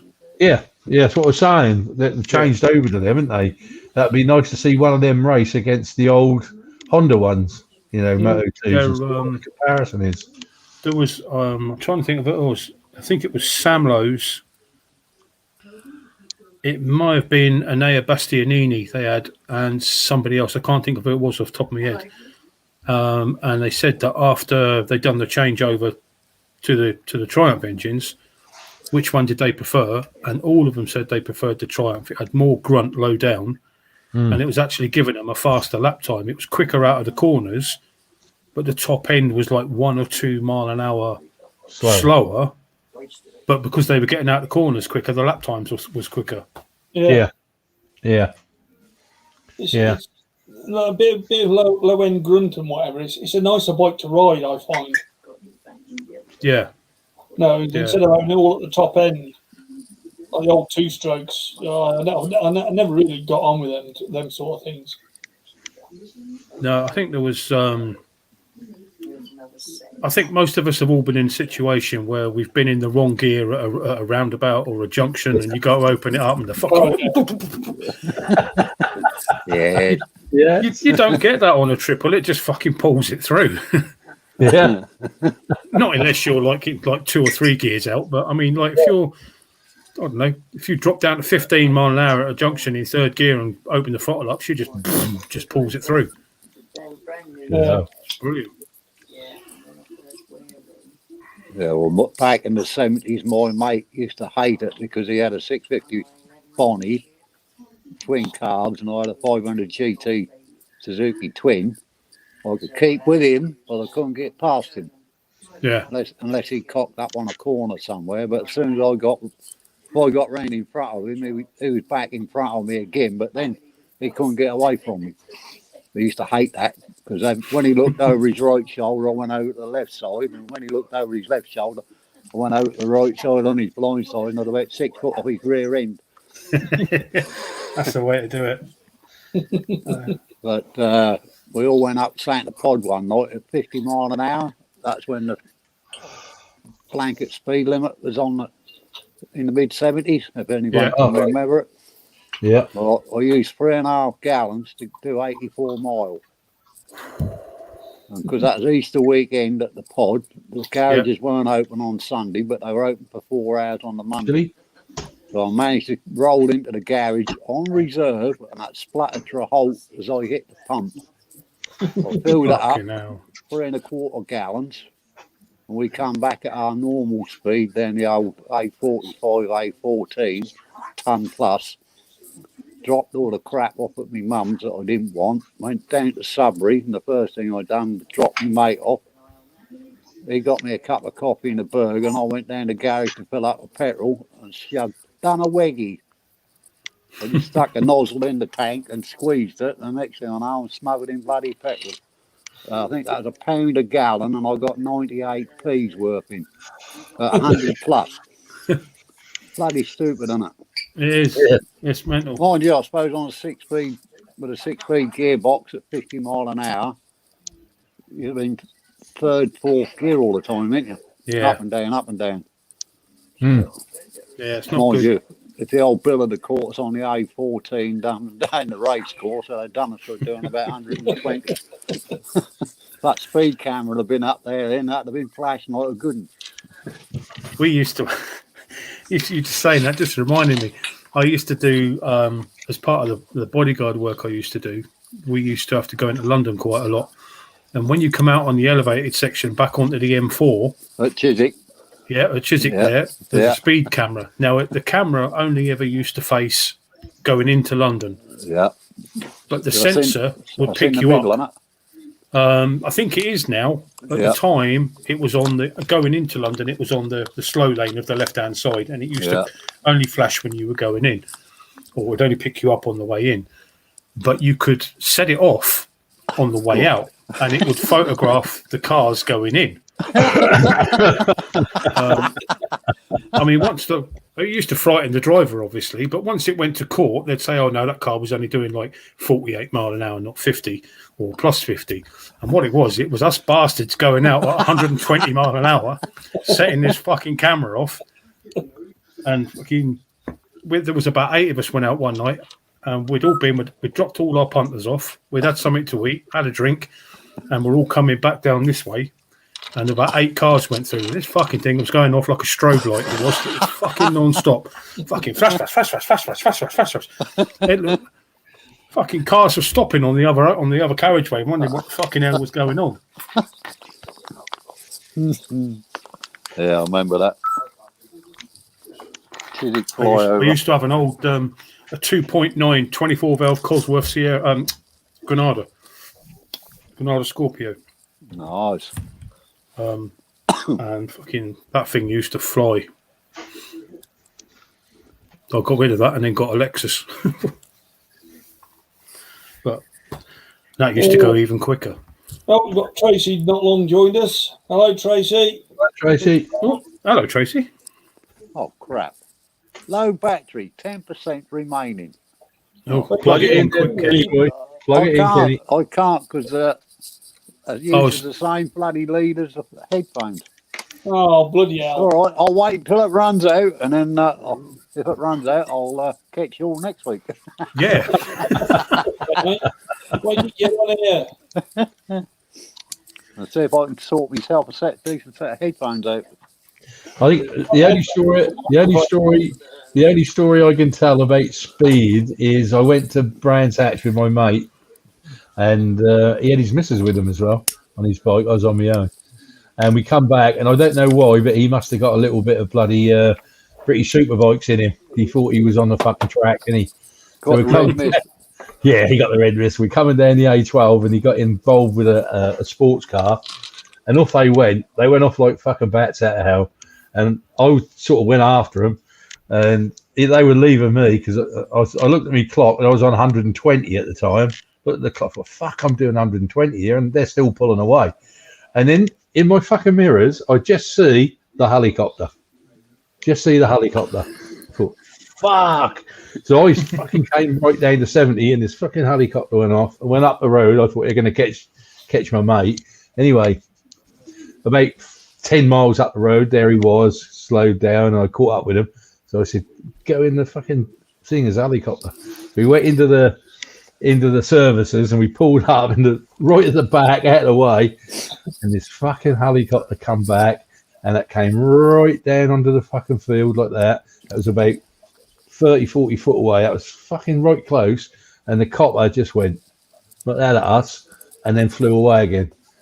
We fucking shit ourselves. We thought we're going to get a ticket, through the post. But we never did. But I think he just frightened us. Sometimes they're not, I won't say they play with you. That's wrong. Sometimes they just want to let you know that they've seen what you've done. Oh, yeah. And acknowledge the fact that you've realised you're wrong. I think it was one of the nights when I was coming out of London. I just got rid of my 2.9 Scorpio and I went for the new frog-eyed one. And it was a 2.3 or something like that. But it was brand spanking new. And I'd come out on the M4. It was about 1:30 in the morning. And I was just stood on the accelerator to see what the car would do. Not a car in sight. All of a sudden, a pair of headlights appear in the rear view mirror, and I'm thinking, the fuck's that? So I'm doing like 140 mile an hour, and this bastard's catching me. And then just at the last minute, I thought, fucking hell, it might be the old Bill. I thought, I'm not touching the brakes. So I just took my foot off the accelerator and just let it wind down. A little bit of handbrake just to slow it down a bit quicker. When he went past me, I was still doing 95, and it was a Volvo T5R police car. And as he went past, he just put the lights on the top. I thought, oh, fuck, he's pulled me. Let him flash for about 3 seconds, and then off he went again. Yeah. He's just letting you know, weren't he? That's a little finger wag, isn't it? Yeah. That's all that was. I've had a couple of them. I'd actually got one when I was actually put my bike in the old chap's shed that was 500 yards up the road from where we were living at the time, because he'd only just bought the house. And I'd open our front gate. You had to lift it up, lift the latch off the hook. And I was just about to turn around to put it back down when the cop car, he'd already gone by me with his blues going. So I thought, I wonder where he's after. Because I had a bright red Bellstar waterproof leathers at the time, but I'd taken them off. And I was in my light blue jeans, my black boots, and a black jacket with a white crash helmet. Next thing I know, as I'm lifting the gate up, he's come back and he's put me in the spotlight. Double bend, solid white lines. Oi, you! Oh, what? Come here. So I've gone round on the passenger side. I ain't standing in the fucking road. So I made him lean over, wind the window down. Where have you just come from? I said, well, my mate dropped me off up at Waspy's garage about a mile away, because he's running low on juice. So I said, well, you go home to where you got to go, and I'll walk the rest of the way. It's only 10 minutes, 15 minutes. Huh, you ain't seen some prat on a fucking blue and white motorbike, have you? Wearing red leathers? No. But the second time they caught me, I was actually indoors in our kitchen, which faced the fields and not the road. I got a cup of coffee and a packet of ginger nuts, and there's a knock on the back door. I thought, who the hell's that? Fucking 3 o'clock on a Sunday morning. So I switched the outside light on, and all you see is this black shadow and the silver buttons. And, hello, who's that? It's the police. Could I have a word? Well, hang on, I'm going to have to go and get the key. Well, because we had a cat flap in the back door, sometimes mother forgot to put the key out. So they lay on the floor, reach through the cat flap, unlock the door, and then you can get in. And he said, why ain't the key in the door? I said, you see that cat flap down there? He went, yeah. So anyone can stick their arm through the door and unlock it. So we take the key out when everybody goes to bed.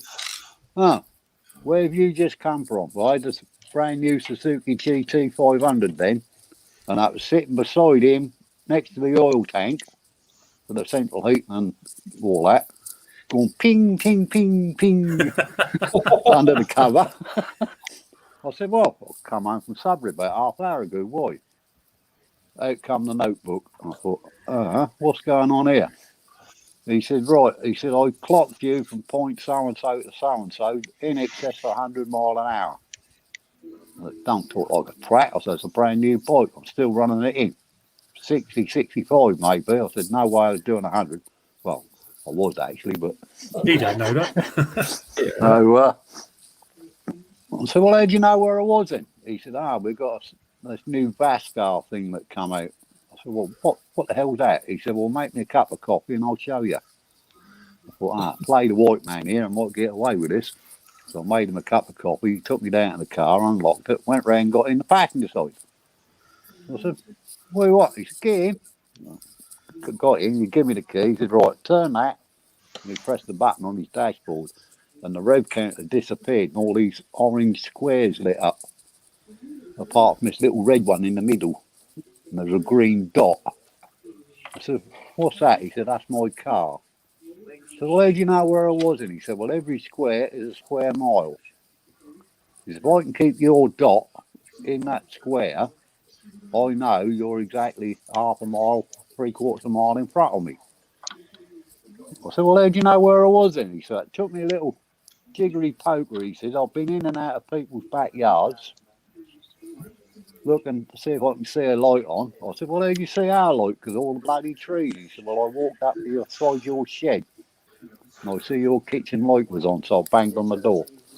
What you cheeky bastard. 2 months, 3 weeks and 4 days later, I got a summons. 15 quid and 3 black stamps on my paper. Or in my little red book. Oh, you bastard. But that was only 15 quid. But then 15 quid back in the mid-70s was 2.5 days wages. Yeah. I used to have lots of videos up, mainly on Facebook, a couple on YouTube, of me doing stupid speeds. And I took them all down. But I found a very short clip. Luckily, it wasn't in the UK. And I put together a video yesterday, I think it was. On the Autobahn in Germany? No, it's actually in France. But I was doing 190 mile an hour, and it's on the video. I've done a video of Top Gun. Oh yeah, and like edited me and Maverick versus Maverick. Yeah, I see that the other day. Quite good that was. Bit of a giggle. Yeah. But there's a little shot of me going up through France, and I thought we'll just take it up and see what she'll do. It had more in it because I got it up to 205, but it wasn't on that trip. I was running out of road too quick. 190, the fucking lampposts are going past so fucking quick. Yeah. Well, the French speed limit is about 80, equivalent of 82 mile an hour. Yeah. In front, on the motorway, it's about 82 mile an hour. It works out. I think it's 140 k's. Yeah, 140. 140 something. It's about 82 mile an hour to us. Yeah. Yeah, well, then you plead ignorant, don't you? Think, oh, sorry, I forgot you're in kilometres, not miles per hour. Some of the police out there are brilliant. They'll see you, and you're going over the speed limit, but not stupid, and they just wave at you as you go past. Go on, give it some, if you're on a decent bit of machinery. Yeah, I've been over there a lot on a bike, so yeah, they're all right over there actually. Yeah. You go stupid, and they will fucking pull you. Yeah. Well, I had a cop that chased me through Brentwood years ago on me Bonnie. Chased you where? Through Brentwood on the Bonnie before well, that's before the A12 and the twin tunnels were done. Left Brands Hatch at 2 minutes past 6 and rolled into the Chrissy pub in Sudbury, if you know it, Andy. No, I don't actually. Well, it's a little. I know Sudbury. Yeah, well, if you go down the market, take the right hand fork. I stand there about 50, 60 foot from the bottom of Market Hill. Yeah, I know where that is. I was walking up to the back door at about 1 minute to 7, just as he was unlocking the back door. Fucking hell. And we left. We've been down Brands Marshalling all weekend. That's another 50 mile an hour blanket speed limit jobby. But on the way down, my mate had Z1A 900. And they all come past me and tap me on the head. Hello, come on, open that up, open that up. And I thought, no, I'm sticking to the speed limit. Tooling along in second gear, trying to keep it to 50 mile an hour. We're on the way back. The last one in the pub, boys around. You didn't escape it in second gear then? No, not on the way back, mate. No, well, the only bit of the A12 open was from Brentwood up to Chelmsford. Or, coming back to Sudbury, and then that's cross country through Helston and Braintree. Yeah. So how far are you from Brentwood then? Me from Brentwood? Yeah. I used to do. Well, I have done Ipswich to Gatwick in a car in an hour and 15 minutes. Well, I'm just trying to work out how far up you, because Brentwood's south of you, isn't it? Yeah. Well, if you come up the A12 to Copdock, I'm now the other side of Ipswich on the Felixstowe side. Yeah, Brentwood from here is about an hour and 20 minutes. I used to do Dartford Tunnel in my truck in an hour and a half from Felixstowe. But 55 mile an hour flat out. Yeah, that's right, that. Yeah. So on the bike, I suppose I could probably do it. Well, on this one, that'd probably take me about 45, 50 minutes if there's no aggro. I'm about 20 minutes from Colchester. Yeah. Yeah, because if you leave, say, Ipswich, and you go to the M25, you should be able to do it in about 40 minutes, 35, 40 minutes on a bike, clear 70 mile an hour. You'll get there in 35 to 40 minutes. Yeah. M25 Spa. Yeah. Well, we used to say Ipswich to Felix, or Ipswich to Felixstowe to Copdock, about 15, 20 minutes, then about an hour from there down to Brentwood, and then if there's no aggravation to the bridge, you'd do it in about another 10, 15 minutes. Yeah, it's not far. No. Yeah, it's not. No, it's not that far if the traffic's working with you. Yeah. But I had done back in the 80s when I had my Volvo from Rowhedge with 10 ton of paper to Bristol, reloaded Avonmouth and back to Sudbury in 9 hours. Fucking hell. That's not bad going. Or empty from Frome, Shep Mallet Frome back to Sudbury in 3.25 hours. Mind you, that thing was unlimited. That got a German Volvo coach axle on the back of it. That was good for 150 clicks. I used to have I worked for a courier company for a while, and they used to have a 7.5 ton Mercedes, but it used to take a drag unit, and that used to every night used to go up to Birmingham, but it had the uprated engine, and it was a V8. Shit, it was a V8 twin turbo. Yeah, and fucking brilliant motor. Of course, during the day, I used to drive it around like it was a fucking sports car. Be blowing fucking cars away from the lights and stuff like that. That'd be I didn't have the trailer on. No, that'd be an 18 400 or 420, or 42. So 18. Yeah, I think it was definitely 18. I think it was an 18 400. Yeah. When they make decent V8s. Yeah. Mind you, I used to work for Ferry Masters years ago. We used to do Mercedes-Benz at Milton Keynes. We used to take new engine and gearboxes in at one end of the workshop or the stores, drive down the other end with the curtain open, and then load all the crap engine and gearboxes in to ship back to Germany. And they had 9 trailers a morning go in there, one every half hour. So if you was booked in for 8 o'clock, he was coming out the other end at 9 o'clock, fully loaded with crap fucking engines and gearboxes. Okay, yeah. Good little job that was. I bet. I don't know, but I'll tell you what, Chris, I do like using my bike over in France. It's fucking lovely over there for biking. Yeah.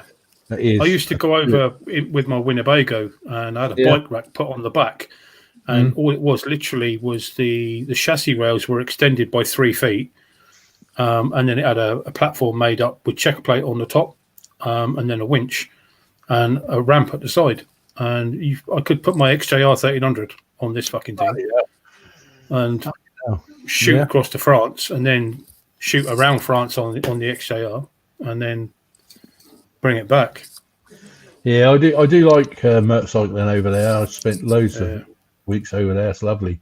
I used to take the missus with me as well, so it used to be nice. It's a nice place to go biking as well. The roads are not crowded. Yeah, that's it. You don't get so much in the way of potholes, gravel, shite, and fuck knows what else. It's just a nice road to ride. Yeah. Do I keep breaking up? Because my picture keeps jumping. Yeah, mine keeps breaking up. Sounds keeps fluctuating. So Andy's gone totally now. Probably my picture, it just goes. Probably. Get it that way. My picture just from that just goes plump to nothing, and then boop, back up again. Don't know what that is, mate. You're looking okay. But that's only on my camera. Yeah, here. Right. It's not. Yeah, I think mine might be because the battery's nearly dead. Yeah, that's possible. Like get one of them 2-prong extensions so you can plug your headphones in it as well as a charger. Yeah. Yeah. Anyway, what's the time of this night? Oh, quarter to 12 nearly. Quarter to 11. He's gone as well now. It's just you and me. That's his battery gone then. Yeah. Oh, well. Oh, fuck me. Now I'm going. What's going on here? Can you still hear? Oh, I'm back again. Okay. Yeah, I'm gone. Oh, I gotta say, my screen went totally blank then, and I had the old swirly thing. Yeah. Yeah, internet. I think let me double check the internet's working fine. In case it's playing up. Where's everybody gone? To bed? I think so. Andy just buggered off. Tinder pipes looks like it went down. Oh no. Kenny's phone has gone dead. Okay. No, I've still got 310 download speed. Oh, got up 318. Yeah. So yeah, my internet's still working. Maybe it's StreamYard playing up. Yeah, so what are we going to talk about now? I mean, it's just the two of us. Fuck knows. Oh, God, man. And there it was. 4 to 3 to 2 in about 30 seconds. And I thought it was me going to be going next when mine started swirling. I thought, oh, fuck, Carl's going to think we've all left him. What have you messaged on there? What can't I see that? Oh, dear. Oh, Andy's back again. And there he wasn't. I've no idea what happened. I have no idea. It just completely cut me off. And do you know what? It cut you, and then Kenny went, and then my screen went black, and I had the old swirly thing, and I thought, fucking hell, what's happened here? Yeah, completely cut me off. And I thought, fuck, I don't know how to get back on here because I don't usually put myself on here. I get Amy to do it. Then I thought, no, I've got to do this. I can do it. And I fucked off found a link on Face Shipbook and found it again. So, yeah. There you go. Don't know what fucking hosting before you know what's going on. Oh, my God. Yeah. Oh, I don't know. Where were we anyway? Do you know, we were going down through France, mate. That was it. Yeah. Anyway, You can't beat it. Like, fucking last time I took my Winnebago down to France, I got off the ferry because I went when we lived in Plymouth, and I did Plymouth to Roscoff, and got off the ferry at Roscoff, and I was low on fuel, not mega low, but low. And I decided that I was going to fill it up in France rather than UK because it was about 50 pence a litre cheaper. Yeah. And I got off the ferry and the fucking services were shut. Oh, fucking hell. So I jumped on the motorway and I got to the first service station on the motorway, no diesel. I thought, fucking hell. I did 120 miles on fumes. And then I filled it up. And then it was, you know, when you get on the old sat nav, it says continue for 5 miles and then take the second turn in on the right. Yeah. Continue on this road for 312 miles. Yeah. Services in France are bloody miles apart. They're not like here. If you see a service station, you want fuel, get it. Because if you don't, you've got another 150 odd miles to go or something like that to the next But how one. much better are the services out there? Oh, a lot better. You've got decent shops, you get decent coffees in there. Yeah. Fuel's they don't bump the price of the fuel up too much like they do in motorways over here. You can go in there and have a fucking shower if you want to. And a lot better. But I got down to where we were going, which is the Midi Pyrenees, and we were going through this little village in the back of fucking nowhere, single track road, and I had a blowout, and I thought, you bastard. So I've had a look, and it's the twin wheels on the back. It was the inner one. So we found a garage, and I pulled up onto the garage forecourt. I said to the missus, I said, we'll just spend the night here and wait till they open. Didn't think about it being a Saturday night and they wouldn't be open on a Sunday. Luckily, they opened, and I spoke with this French bloke. He did pidgin English and I did pidgin French. And I managed to get him to see that it was a puncture and I needed a tyre. And eventually, he took me to a tobacco. We sat in there and had a coffee. And this other bloke come in and said, "Do you need a tyre?" I said, "Yeah." He said, "Let me have a coffee and I'll take you to the tyre place." He said, "How fast can you drive?" And I said, "Oh, about 10 kilometres an hour." I had a lot of weight in there, and I'm thinking, if I've only got one tyre on the back, I don't want that to go. So he goes in there, finds this place, gets the tyres sorted out, and I said, "Do me a favour." I said, "Check the tyre pressures on the others, because I haven't got a tyre pressure gauge that reads that high." So he's done them all. He gets underneath it, and all of a sudden I hear, "Oh, none." I thought, what's he fucking going on about? I said, "What's up?"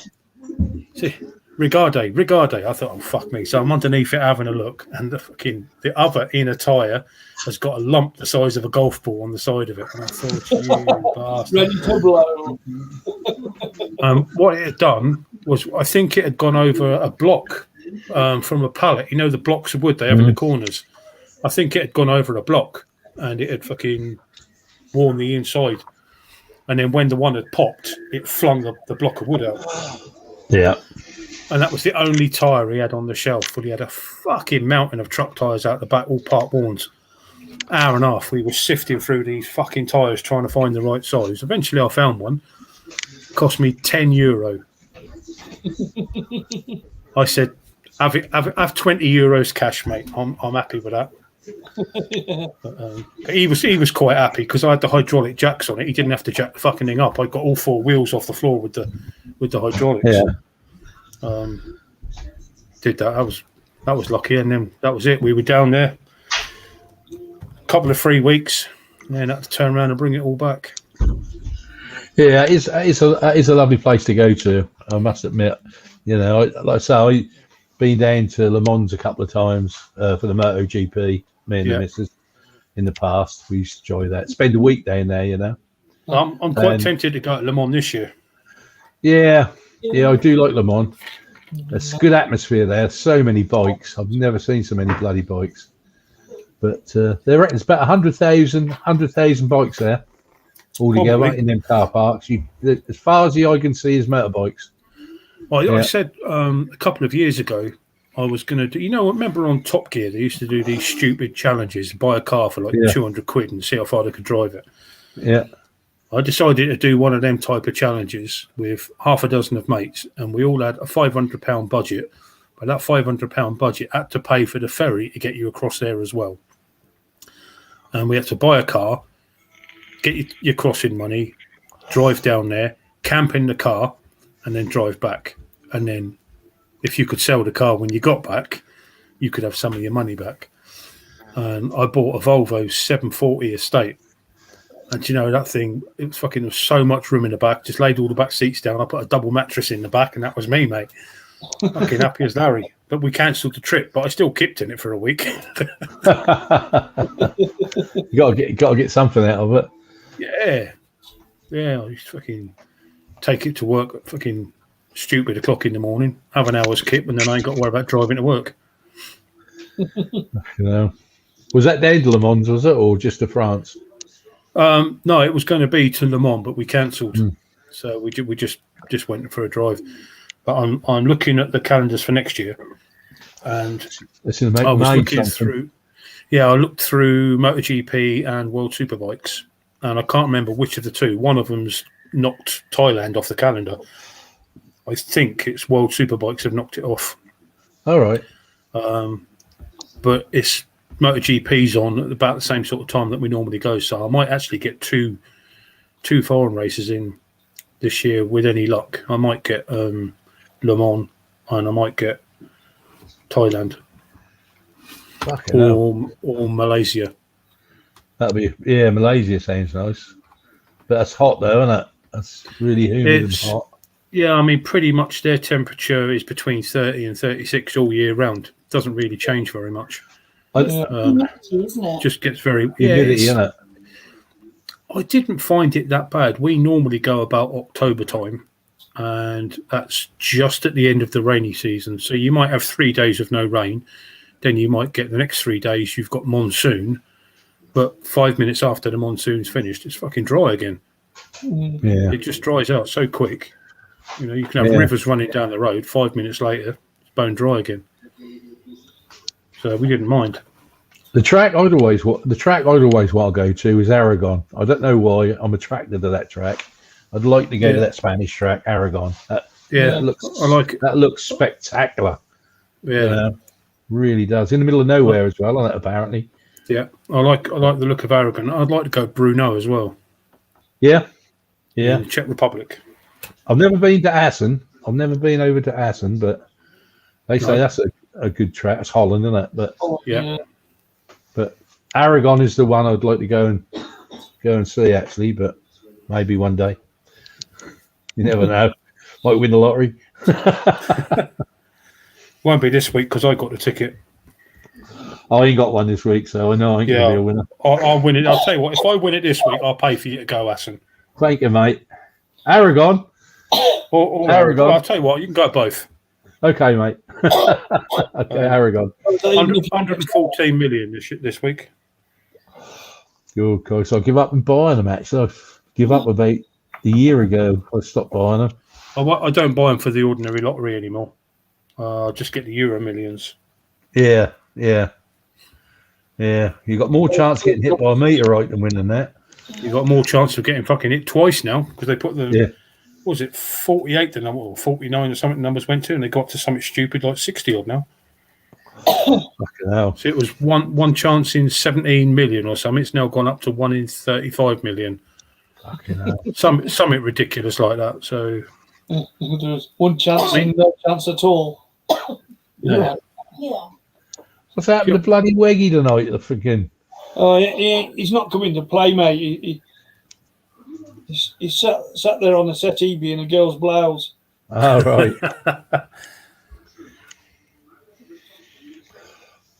Yeah, you got nobody do insight. Where's Dobby as well?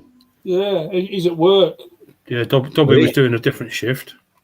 Yeah, but he shop closed at 9, so. Oh, he did say he'd try and get on later. Yeah, but he's only round the corner from me. Yeah, I'll go and knock on the door. Wait, you bastard, get on. Yeah, I could get round down in about 3 minutes. Yeah, he's only at the local Asda, just 5 minutes away from here. So I've not seen Skeggy for a while either, have we? No. I did see some. I don't know why they came up, but some of the hangouts from 5 to 6 years ago have been appearing on my YouTube all of a sudden. All right. And I was watching. Oh God, they're nuts, mate. They're absolutely nuts to watch. Like 5 years ago, we had Beast Rider on there and different Americans and a couple of Australians. Yeah, they were crazy. Yeah, with Mr. B. You don't see anything of him anymore, do you, Mr. B? No. Nothing. Wyvern Biker, nothing. Don't see none of them anymore. No, I'm not sure. I can't remember the last time I seen anything of Wyvern Biker. No. Mr. B, he was the one that had the gold booster, didn't he? Yeah. Well, Wyvern Biker, wasn't he on one of the earlier ones of these? Last year, sometime, start of last year. He came on one, like a test one, didn't he? And then we hadn't seen him since. No. He don't do any vlogging or anything like that anymore. No. So We used to get Robert used to come on from New York. Yeah, Popped Yeah. on for one, and then yeah, Fish Rider. Calm Biker a couple of times, but Yep, I've not seen anything of Rich for ages. He's seen nothing of Richard, have we? No. Oh, I mean, it's He's got to not be even- what? Probably this time last year, the last time I saw him on. Yeah. And he's not putting any vlogs up or anything like that at all. There was a video went up a couple of 3 weeks back. Hmm. and now on his last one just before Christmas. Might Yeah. have been. Yeah, it wasn't major time ago. Yeah, Yeah. I think the vlogging scene is completely dead now. Yeah. Completely dead. It's hard. I'm subscribed to several hundreds of them, and I don't hardly see any of them come up anymore. No, Very there's few. a huge amount of videos that have stopped, which is why I was just pissing around doing that bloody Top Gun thing a couple of nights back. yeah. Yeah. Just to put some content up, just so people can see I'm still alive. Yeah, I haven't put one up now for 5 months, so I think I'm going to have to, even if I do a talky one, just to tell everybody I'm still here, I suppose. But Yeah, I'm still alive and kicking. Yeah. We're still putting up the ghost ones, the Suffolk Speech. Yeah. We're still doing that, but even that we've only done one since Christmas because of this lockdown. You can't go anywhere. You They can stop see, you you just and can't say, get out, can you?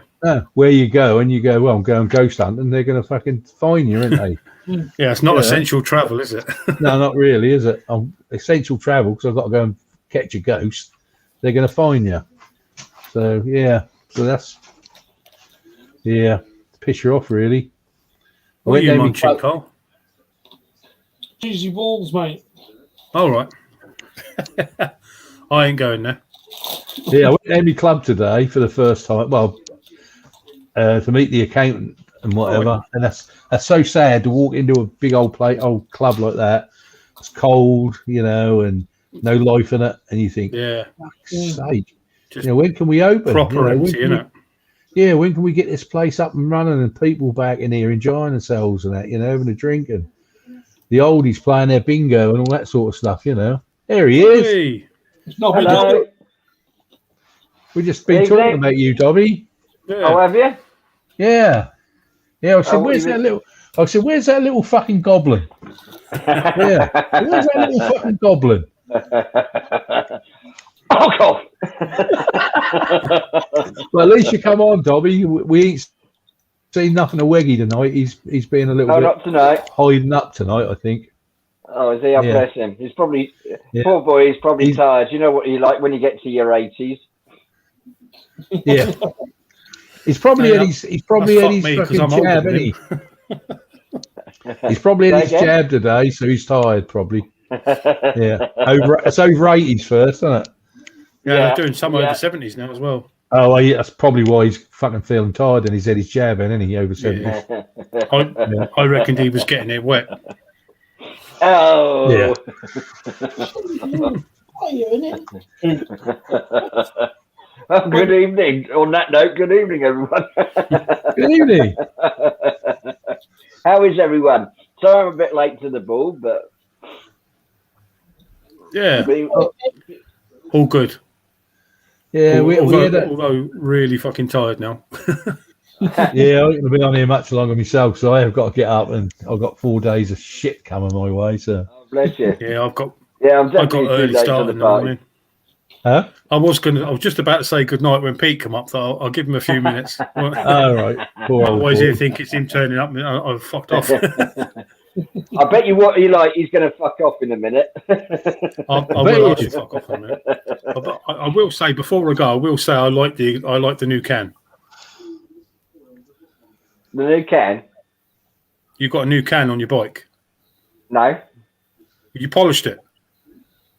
Well, I didn't. My son did. But that's the Oh, one. right. That's the one that it came with.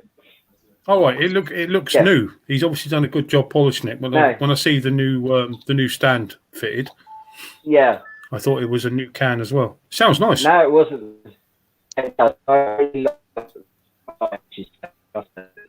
Oh, that's it. Fuck him, mute him. Yeah. Here we go again.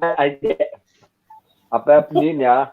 I hadn't started her for quite a while, and then I did it the other day, and I tell you, I had an almighty pop coming from the exhaust a couple of times when I revved it. It made me bloody jump out of my skin. Hilarious. But has it got a buffle in it? If it hasn't got a buffle in there, it will pop a little bit more. Yeah. No, this was a proper pop because you've been sitting around. It quite took me by surprise, but I started her up again this morning. Well pleased with the stand as well. Well pleased. Really like that. Yeah, they are good stands. Yeah, and it feels very, very stable. The only thing which is always a bonus. Yeah, the only thing I'll say shows you what a little tiny boy I am, bless. Because I've got the two-wheel lift, the front wheel lift. The video says all you have to do is gently push down on the rear of the bike and pull the strap up. Well, I'm standing there trying to push on the back of this frigging bike, and I couldn't move the damn thing. I was practically balanced on top of it, trying to get it to move down just a touch while I'm yanking on this living strap. I think a lot of it's going to be just technique, I think. Yeah, it's whatever works, isn't it? Yeah. As long as it's safe when you're finished, how you get it into that position. Yeah, I think it's a very good stand. Very good stand. They are good. There's a lot of people rave over them. Yeah, so my next job eventually, got to wait for the next payday, but what I'd like to do is take the front and rear wheels off and get them powder coated. Just get them, smarten them up, because they've got a lot of paint edges. You can't really notice it, unless you get close. But I know. You did a couple of the pictures you put on. You can see they're quite scruffy in places. Yeah, they are. Did you see my message about what you'd have to do to prep the wheel before you take it down there? Yeah, about taking the tyre off. Obviously, the disc will have to come off. And what's the bit in the centre you were saying? Wheel bearing. Yeah, the wheel bearing. So how do you get them out? Taking wheel bearings out. Do you not just sort of gently knock them out? You can't. Not having seen the actual bearing, how it's fitted into your wheel, some of them you can tap through. Some of them you'll need a puller. And without seeing, it's difficult to judge. I think the style that you've got on there, if you've got a thin punch, you can put it in one side and just get the edge of the bearing on the bottom and just very gently tap it, but working your way round, and it should pop out. If not, then they do a puller, which will wheel bearer puller will go down inside the centre, and then it splays out, and then your slide hammer comes up, and you'll pull the bearing out the top. But until you actually get it off, once you've got it off, you can then see. If you go on YouTube and punch in wheel bearing for that, you'll probably find somebody's done a video. And it will show you exactly how to get that bearing out. And then you'll either have to press it back in or push it back in, or put it into place and put a same size socket over the outside and just very gently tap it in circles and get it to go in that way. When your bearings out like that, you go for new ones. Yeah, don't put the old one back in. Bearing. Okay. Yeah, I mean, you'll probably find there, I don't know, a tenner each, something like that. But you'll have new bearings. How many miles has the bike done? I think it's 33, 34, something like that, 1,000. Yeah, that'll be fine anyway. But it depends when if they were changed 5,000 miles ago or 25,000 miles ago. To be fair, no bearings go on for years and years and years, and other bearings just don't last 5 minutes. I think it depends on how you ride the bike, how you look after the bike, where you ride the bike, and what sort of bearings you've got in there. You buy cheap, crappy ones that only last 5 minutes. To be fair, I think I'd take your advice, Chris, getting it and Carl, get new ones for it. If I'm gonna pull them out, no, my luck, they're not going to come out that well. So just take your time. Yeah, I think it'd be just a case of just literally. I think it'd be nice to give us some nice fresh bearings. To be perfectly honest, then I know they're good. Yeah, no, they're good at that point. because you're actually putting a load of pressure on the inside of the bearing and out. You could screw the bearings up inside anyway, and it still looks Yeah. It feels okay. What do you reckon rear wheel bearings are for that car? Tenner each side, or tenner repair? I've never. The most expensive They're not going to be a lot. I've seen are about 25 quid. That is for something for like an X Diavel and things like that. Yeah. No, most bikes you're going to be between 5 and 10 quid. Yeah. Per bearing. Well, for that sort of money, it's worth doing, isn't it? I mean, yeah. It'd be daft not to, really, or not.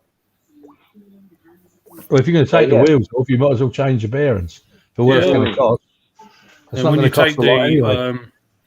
You take the sprocket off, and then you'll have a cush drive in there as well. Right. Take the cush drive out. What is the cush drive? Can you explain what the cush drive is? Back in. Yeah, the cush drive is wedge shape. Yeah. You got your sprocket like that, then you got the wheel like that, and you get the sprocket holder, which has a load of sort of prongs that are ovoid like that, and they'll go into your drive. And it's a lump of rubber or a circle of rubber with cutouts in it that actually goes in and actually gives you. It's called cush, but it's short for cushion. Yeah. Okay. Cool. Okay. Because I didn't know what on earth that was when you mentioned that. When you've got the rear wheel out, lay it flat on the floor or on the bench, stop the wheel from moving, and then get hold of the sprocket and just rock it. Yeah. And if you've got movement, buy a new cush drive as well, because they're not expensive.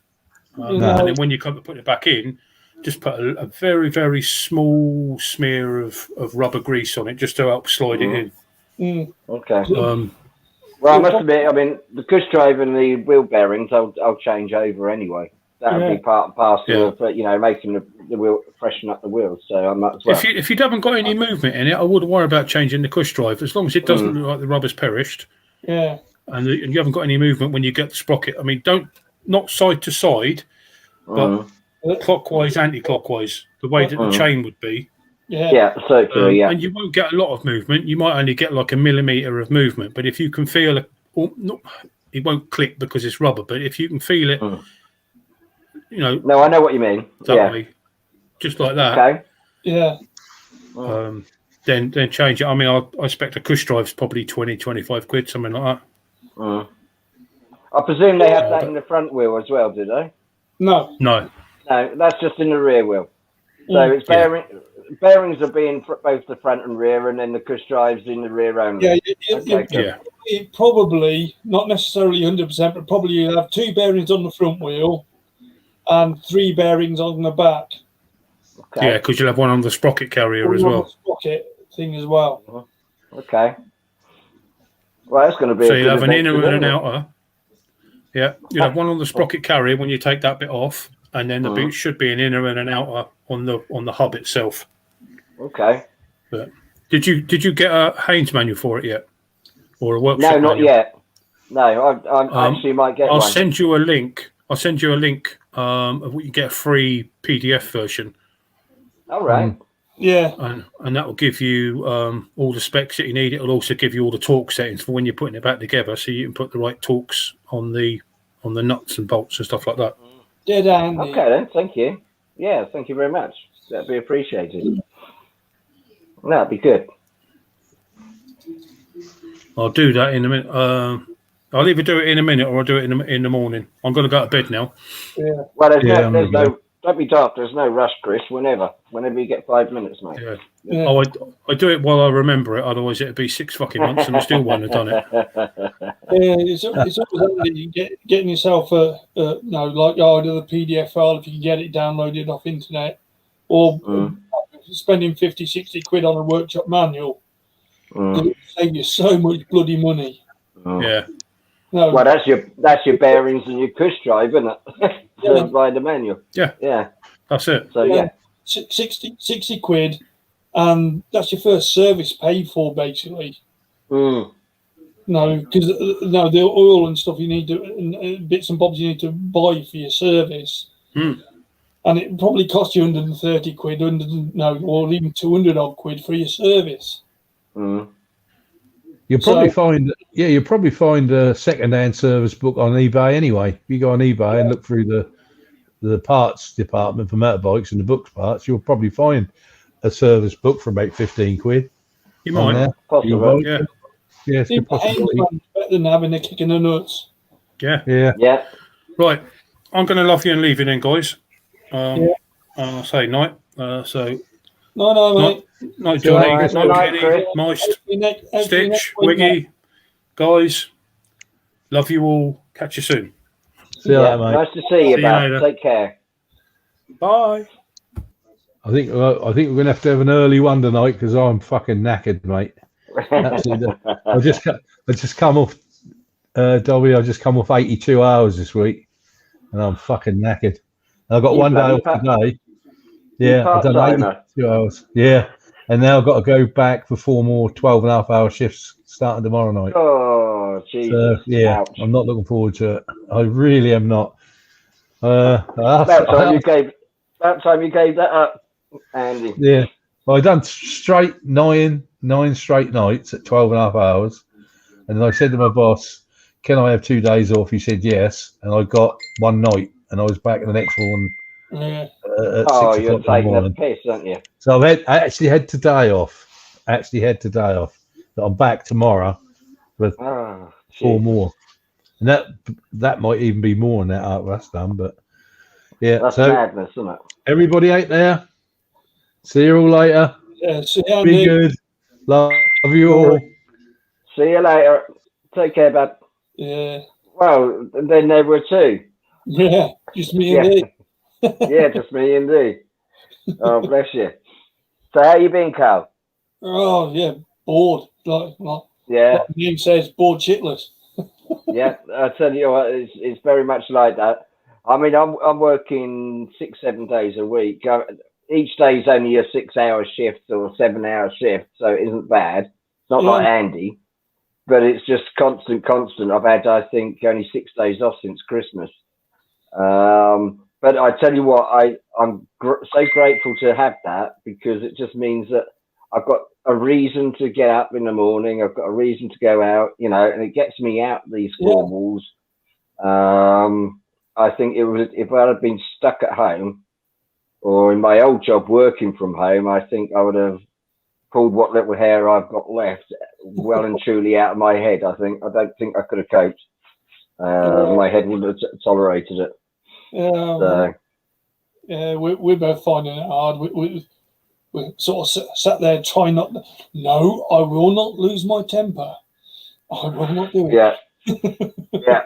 Well, that's one time where it's actually I'm quite grateful that I am single and I live on my own, because at least I can't fall out with anybody by myself.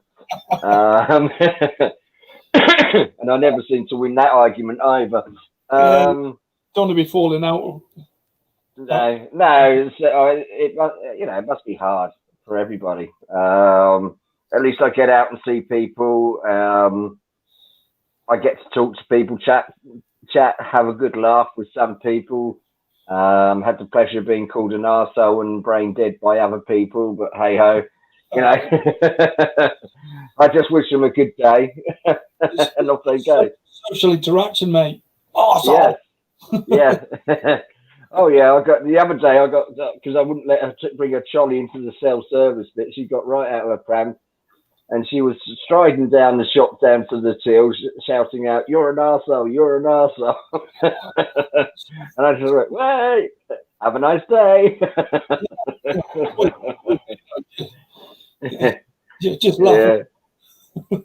Well, that's all you can do, mate. Because if you let them get to you, I can imagine it'll drive you up the bloody wall. To be perfectly frank. Sometimes somebody like yourself saying, "I can't do this, can't do that." I might go, "Okay." I walk down. I know I'll be doing the "you're the arsehole" in my head. Yeah. At the top of my voice. Well, that's one.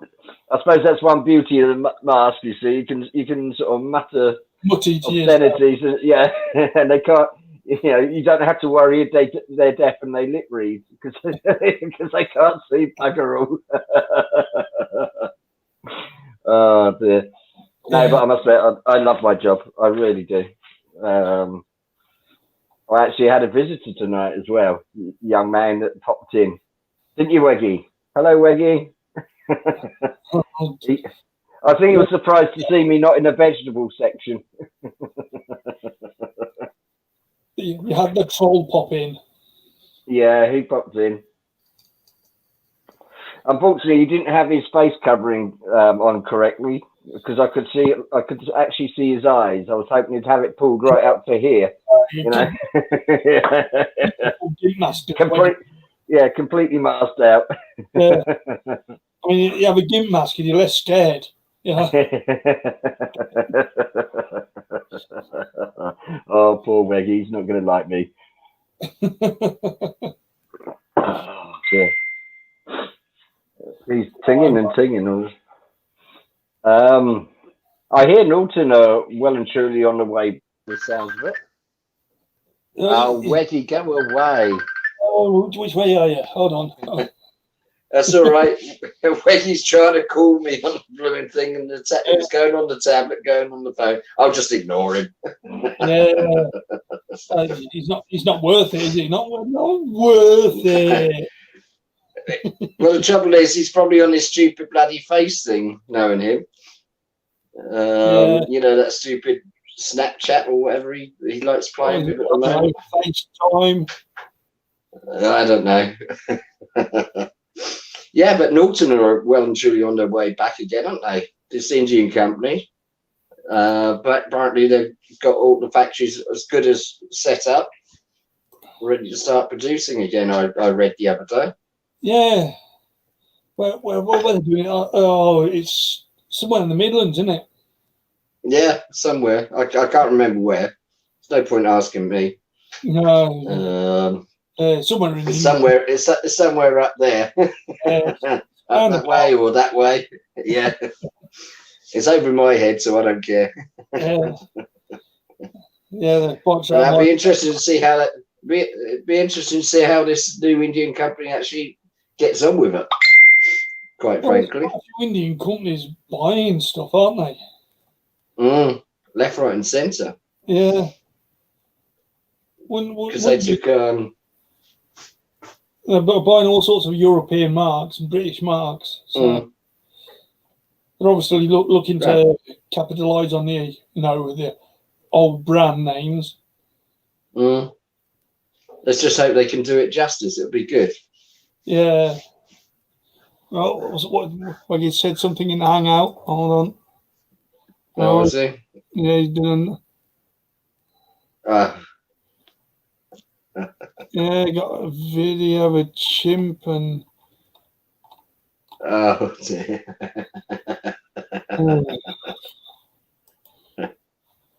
He's so funny.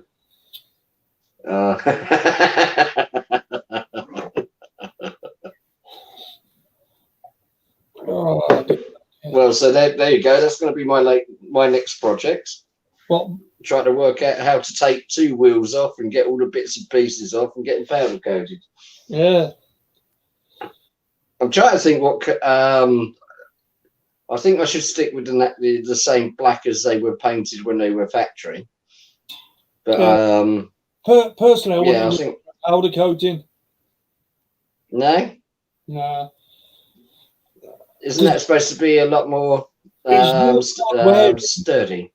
Yeah, it's more hard wearing, but the problem is, as soon as you get a chip in it, there's nothing to do about it apart from take the powder coat off and put more powder coat on again. Is it? Yeah. Think you actually use sort of wheel paint or something like tough black or something like that. Get a little chip in it or get a scratch in it, you can actually sand it out and actually blend a bit of tough black in and cover it up. All right, okay. I'll have to have a think about that then, see if I can weigh up the pros and cons. Yeah. Yeah,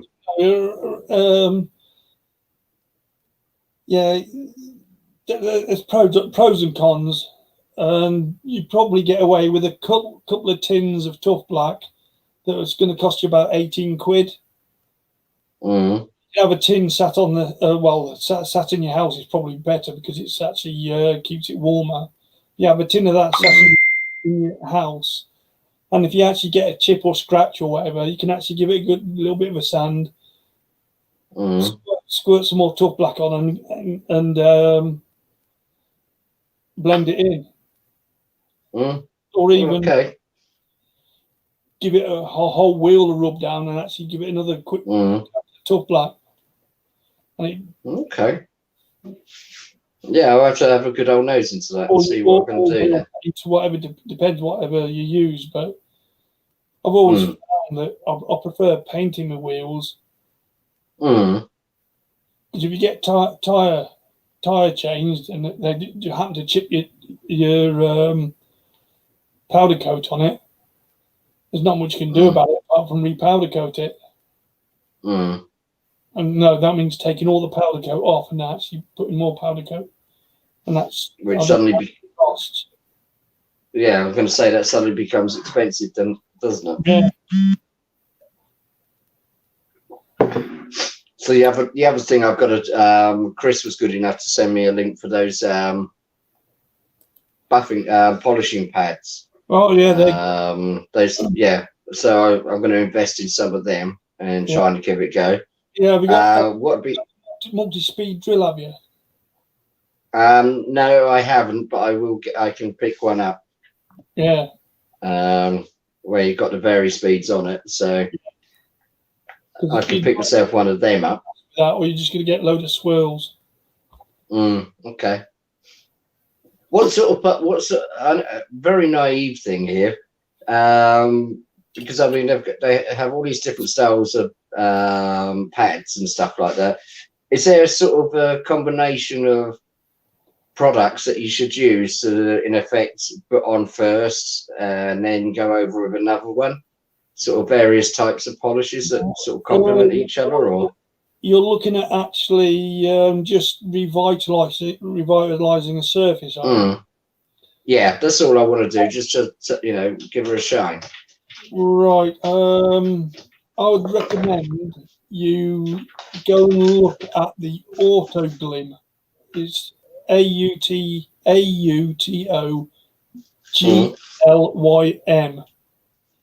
Right. Okay. Yeah. Auto Glim. I've heard of them. They've got the. You basically start with a slightly gritty compound that actually takes all the polish off or any surface that's off there. It takes minor scratches out, and then you get the intermediate one, and then you get the final polish one that's a full. Okay. And doing Halfords. Yeah. I've seen Auto Glim before because I've used them for. I think I've bought their stuff before many moons ago, for both my Bandit when I first got her and for my car. I'm sure I bought some stuff of theirs. What, Auto Glim? Yeah. Usually white bottle, aren't they? I think it's a white bottle normally, with a square logo on it with the Auto Glim in it. Yeah. Might be wrong. Rightly, I think so. Yeah. Yeah, the Auto Glim products, they're a little bit more expensive than your pod standard, but for shine for your bung, it's not good enough. Yeah, it's certainly worth the money. Yeah.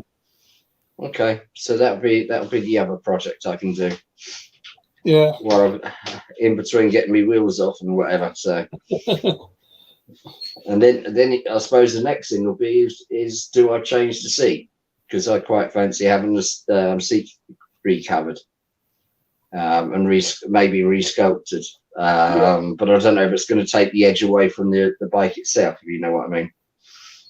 I shouldn't do. But it's personal taste, isn't it? So yeah, and the thing is, you can have the original seat resculpted a bit. And the cover put on. If you don't like it, somewhere down the line, you can do it again. You could just actually have you get another cover, not just another cover, but you can actually have your seat reupholstered, and you get the internals done as well, the foam. Yeah, because that'd be nice to refresh that as well. If I'm going to go, I'm not going to make it. I'm talking as if I'm going to make it some showstopper, but it isn't. It's it'll probably look to anyone else. They'll probably say, "What, you've done all that, and it doesn't look any bloody different." But I just feel like pampering her. Do you know what I mean? Oh yeah, it'd be nice. I haven't had any of the fairings off, so I don't know what the headers are like at the moment. If I dared to look, maybe they could do with changing one day, but if they're solid, there's no need to. On your bike, are they actually stainless? Are they? I don't know. I haven't been in there to have a look. They're all covered by the fairing and stuff like that. So I don't know if they're steel or stainless. So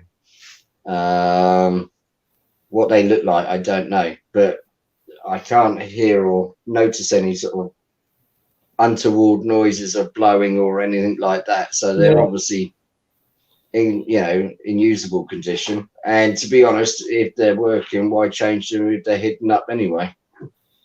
It's not quite the same as my Bandit. It depends how deep the rust is on them.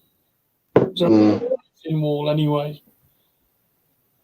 Yeah, and I'm only going to note that if I strip it right down. So yeah, I mean, because stainless is still going to corrode anyway. The hint's in the name. It's stainless. Yeah. Yes.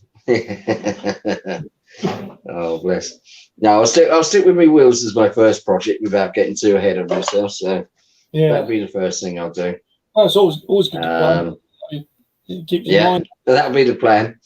Now I've just got to get the nerve to go out there and dismantle the poor bloody thing. Give it about 3 weeks, and I'll be back on here and pleading for someone to come visit me to try and help me sort my wheels out. Which bit goes where? It's like taking tires off and putting wheels on and stuff like that. People say, "Oh yeah, I'll get somebody else to do that for me" and stuff like that. But if you look at the actual cost savings you can actually make by getting the gear yourself and doing it yourself, you can actually buy the tires off Tinter Pipes, get them delivered to your door, put them on the bike, and you save yourself about 30-40 quid each wheel. Yeah, and that mounts up, doesn't it? Over the years, that's the sort of crap that works. No, it costs you money. You save yourself so much money by doing it yourself and just learning. Sometimes you might fuck up, but can I ask a silly question, tool-wise? If for example, I'm taking the front and rear wheel off, obviously when I want to put them back on, I'm going to need a torque wrench or the torque thing. On a spanner. So what's the best sort of one to look at for that sort of thing? Or are they much the same where across the board?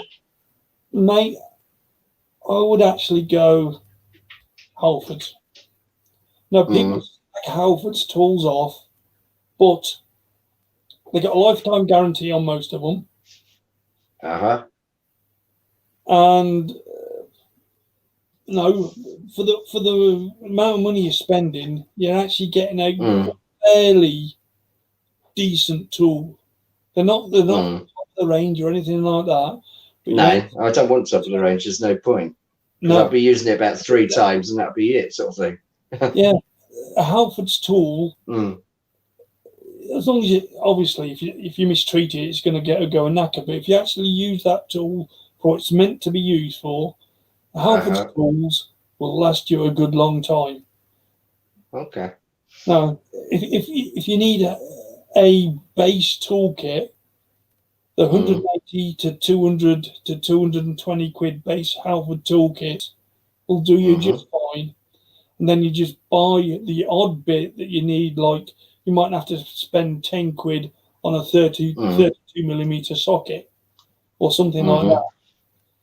But you get yourself your base toolkit for a couple £100. It sounds a lot of money to start out with. But the reality is, if you actually buy this tool, that tool as you go along, you're paying a lot more money in the long run, aren't you? And the Halford's ratchets ain't that bloody bad. Yeah. Okay. Perhaps I'll have a little nose at that. Yeah. I'm going to have to. I think I will have to start working about 8 or 9 days a week. I think at this rate, though. Well, the thing is, it's a good idea. Yeah. So there you go. Weggies said same as me. Lifetime guarantee, like Snap-on, are just as good. No, for the likes of you and I mean, well, they're not going to get any real abuse from someone like me. They're not going to be used 24/7 attitude. You know, it's going to be once in a blue moon that they'll come out. Yeah. Sort of. So yeah. I've got 2 socket sets. The one I use the most is the one I actually got from, I can't remember if it was Lidl or Aldi.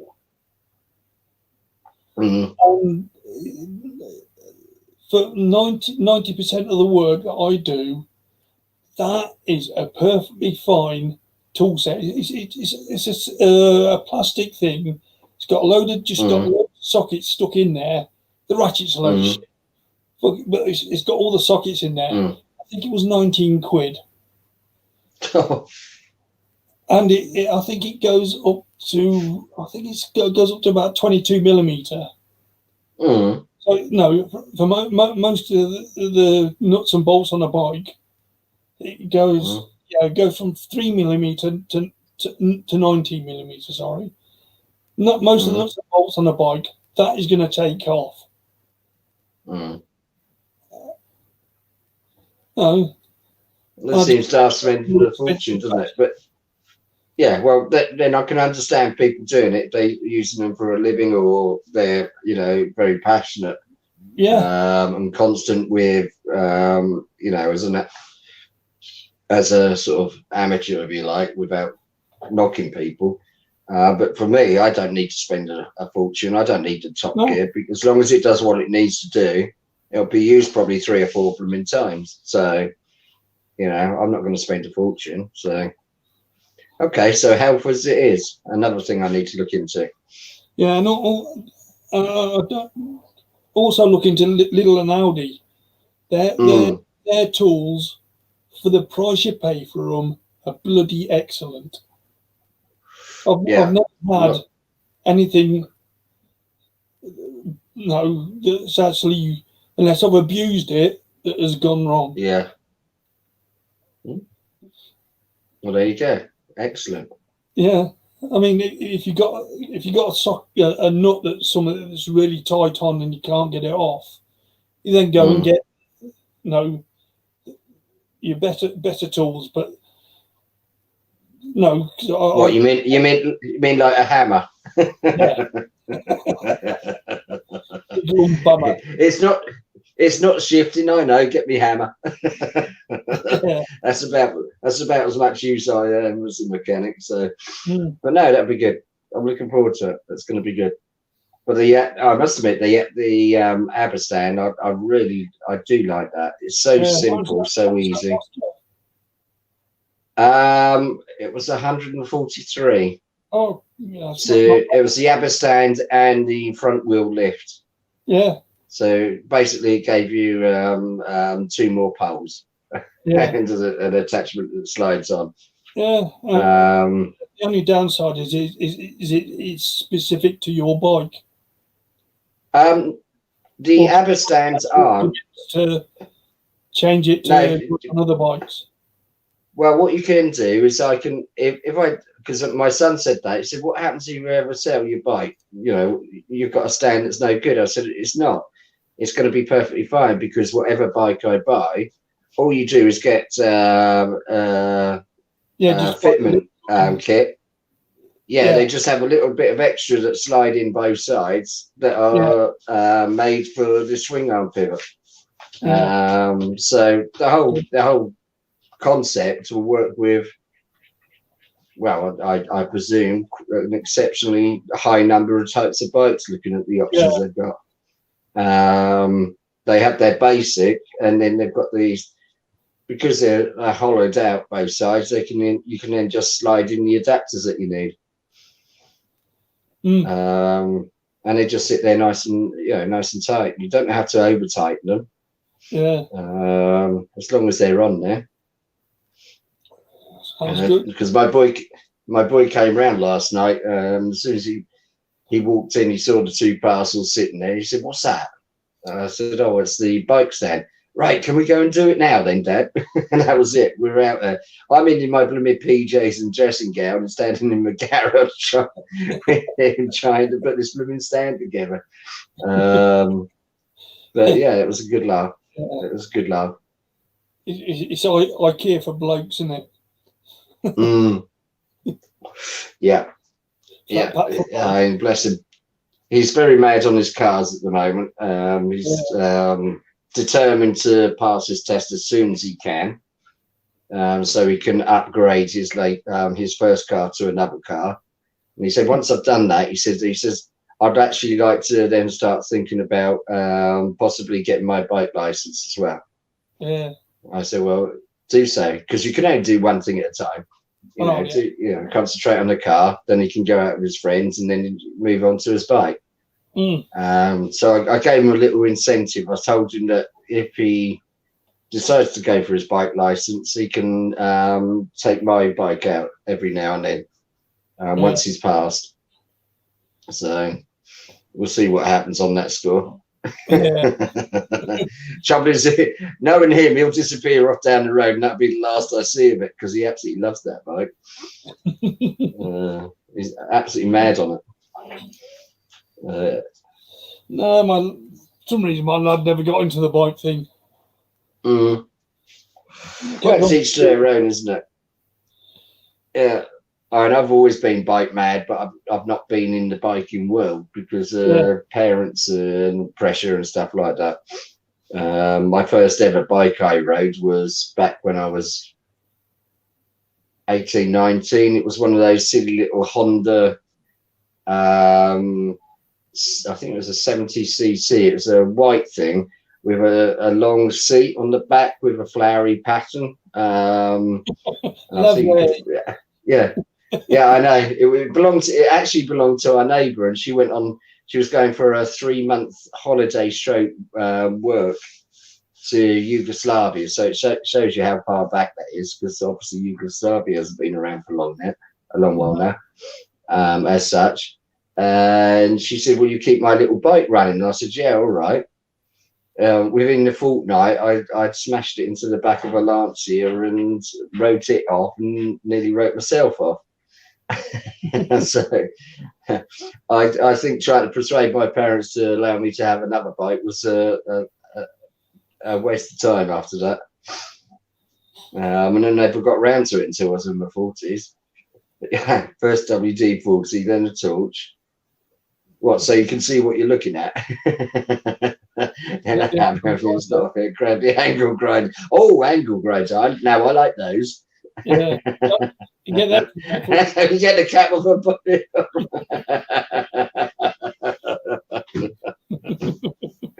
Oh, you can always rely on our mask, can't you?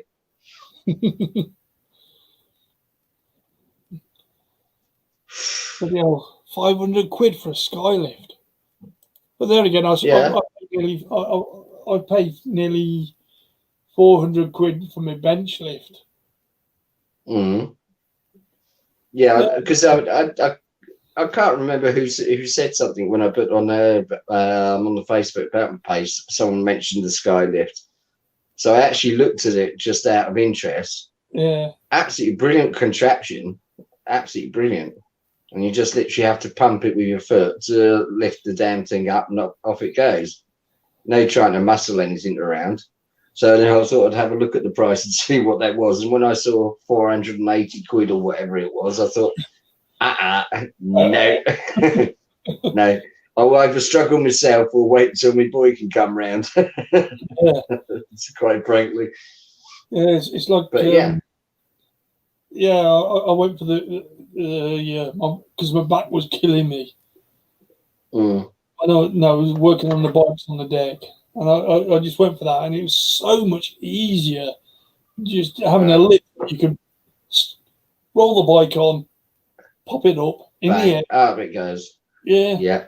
You can actually get underneath it, and you drop it down. You get over the top. Brilliant. Can you actually with what you've got though? Can you would you be able to take the wheels off and stuff like that, or does it sit on a platform? It just goes up and down. You actually put the wheels on, but I've actually got a one of them flat plate scissor jacks goes underneath. It just raises it up. You can actually using straps on the front or back, you can raise the front or back up. It's easy, or you can actually lift it up and take the front and back end off. Oh, sounds well cool. Yeah, no, it's I think the scissor jack thing cost me 40 quid.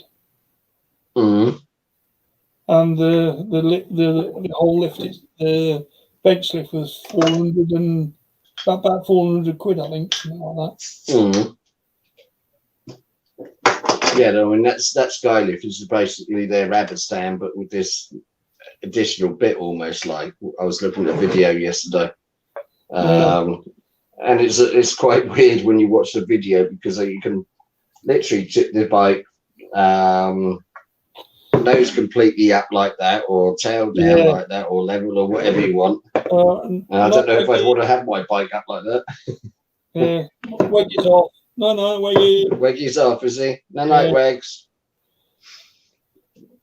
Yeah. Oh, bless.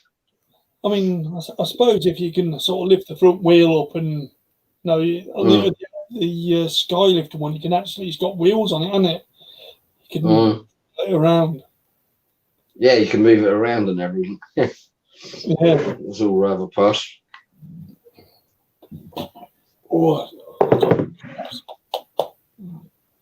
Oh, don't just start me off. Excuse me. Better out than in, as they say. What? Oh, dear. So who's actually listening then, Carl? Is there anybody on? We've got 4 bods in, so we've got Moist. And I don't know who.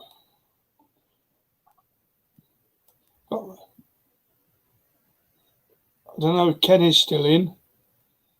Ken's still in, is he? Yeah, I think Evening, Ken. I've got you down to 3 now. So. Oh, that was probably Weggy going, wasn't it? Yeah. So my Ken and somebody else. Oh, Gordon's in. Oh, and Gordon. Hello, Gordon.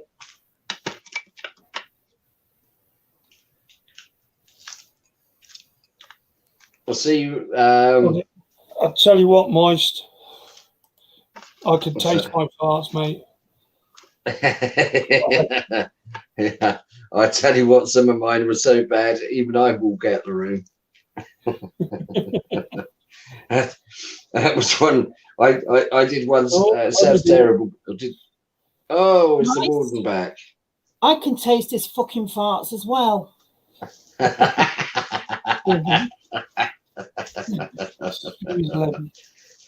Hello, sweetheart. All right.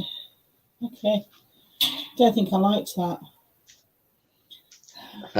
How are you, my sweet? You all right?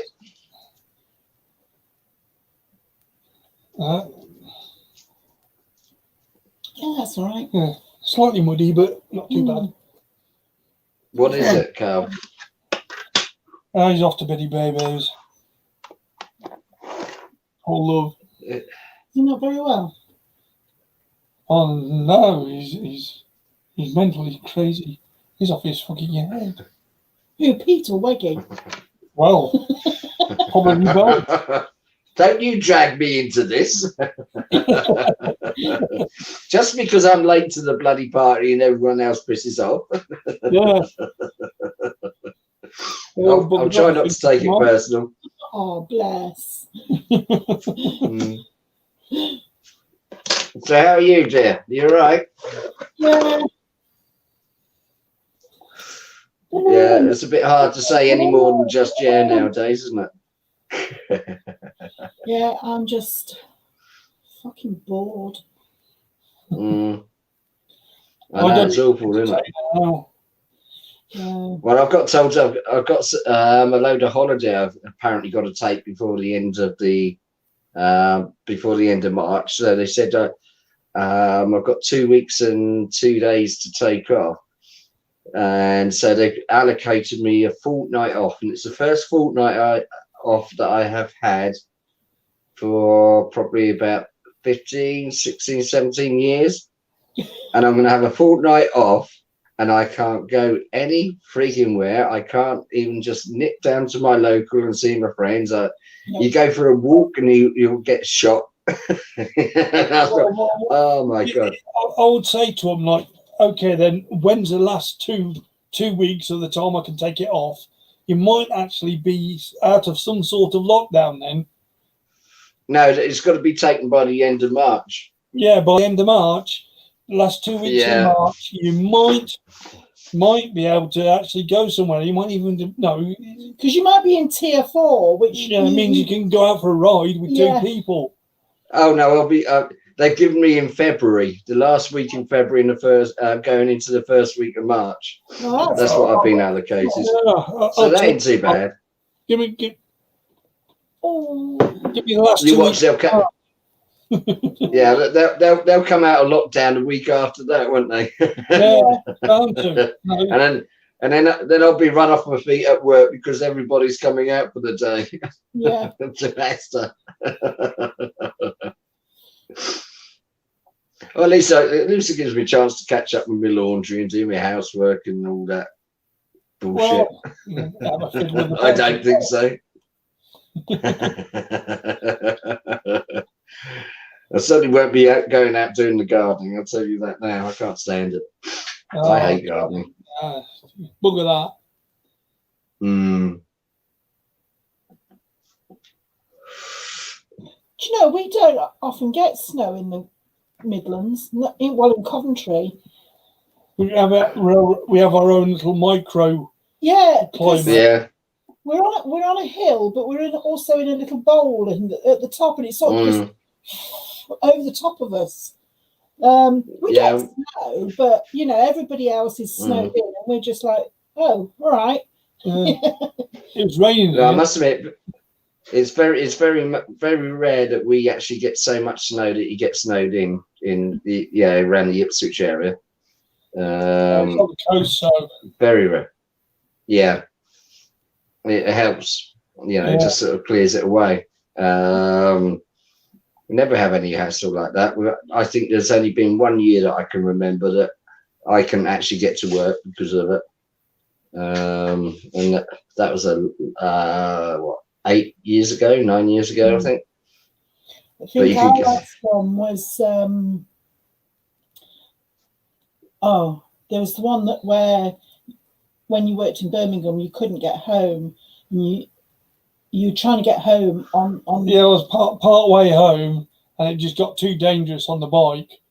So I parked it up and said, "I'm just going to leave the bike here. I'm going to get on the bus." And then there was no buses coming past. I thought, "Oh God!" and then down the road. Yeah. And half an hour later, the snow was gone on the road. I thought, I'm going to get my bike. Yeah, but when you rode into Coventry down the A45, you could actually see, although we'd got heavy snow at that point, it wasn't as heavy as Birmingham.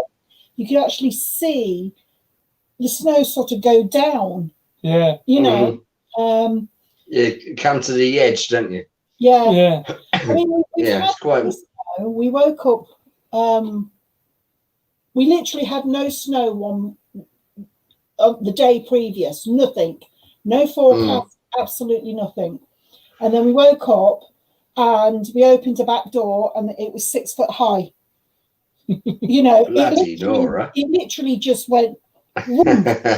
snow. Bang. And it's so Here, take that. heavy and Yeah. so quick that it actually broke trees in the woods. I mean, lots of trees in the woods. It was that. Good God. Yeah. So That was a hell of a come down, wasn't it? Was it not 91? Yeah. Yeah. 99. Yeah, 91. Yeah. Yeah, but there again, that was a bad snow. So if it snows here, then send fucking help. The World's world's ending.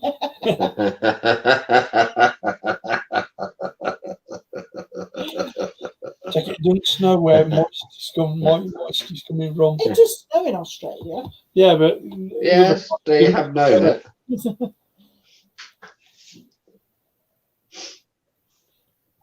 Oh dear. Yeah, it's like when I was in Nicosia in Cyprus, and 2 years beforehand, the first year it actually snowed in Cyprus in over 100 years. Oh, good God. People were still talking about it, a couple of years later. You can't imagine somewhere like that getting snow, can you?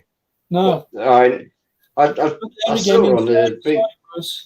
In Cyprus, you got the Troodos Mountains. So I was there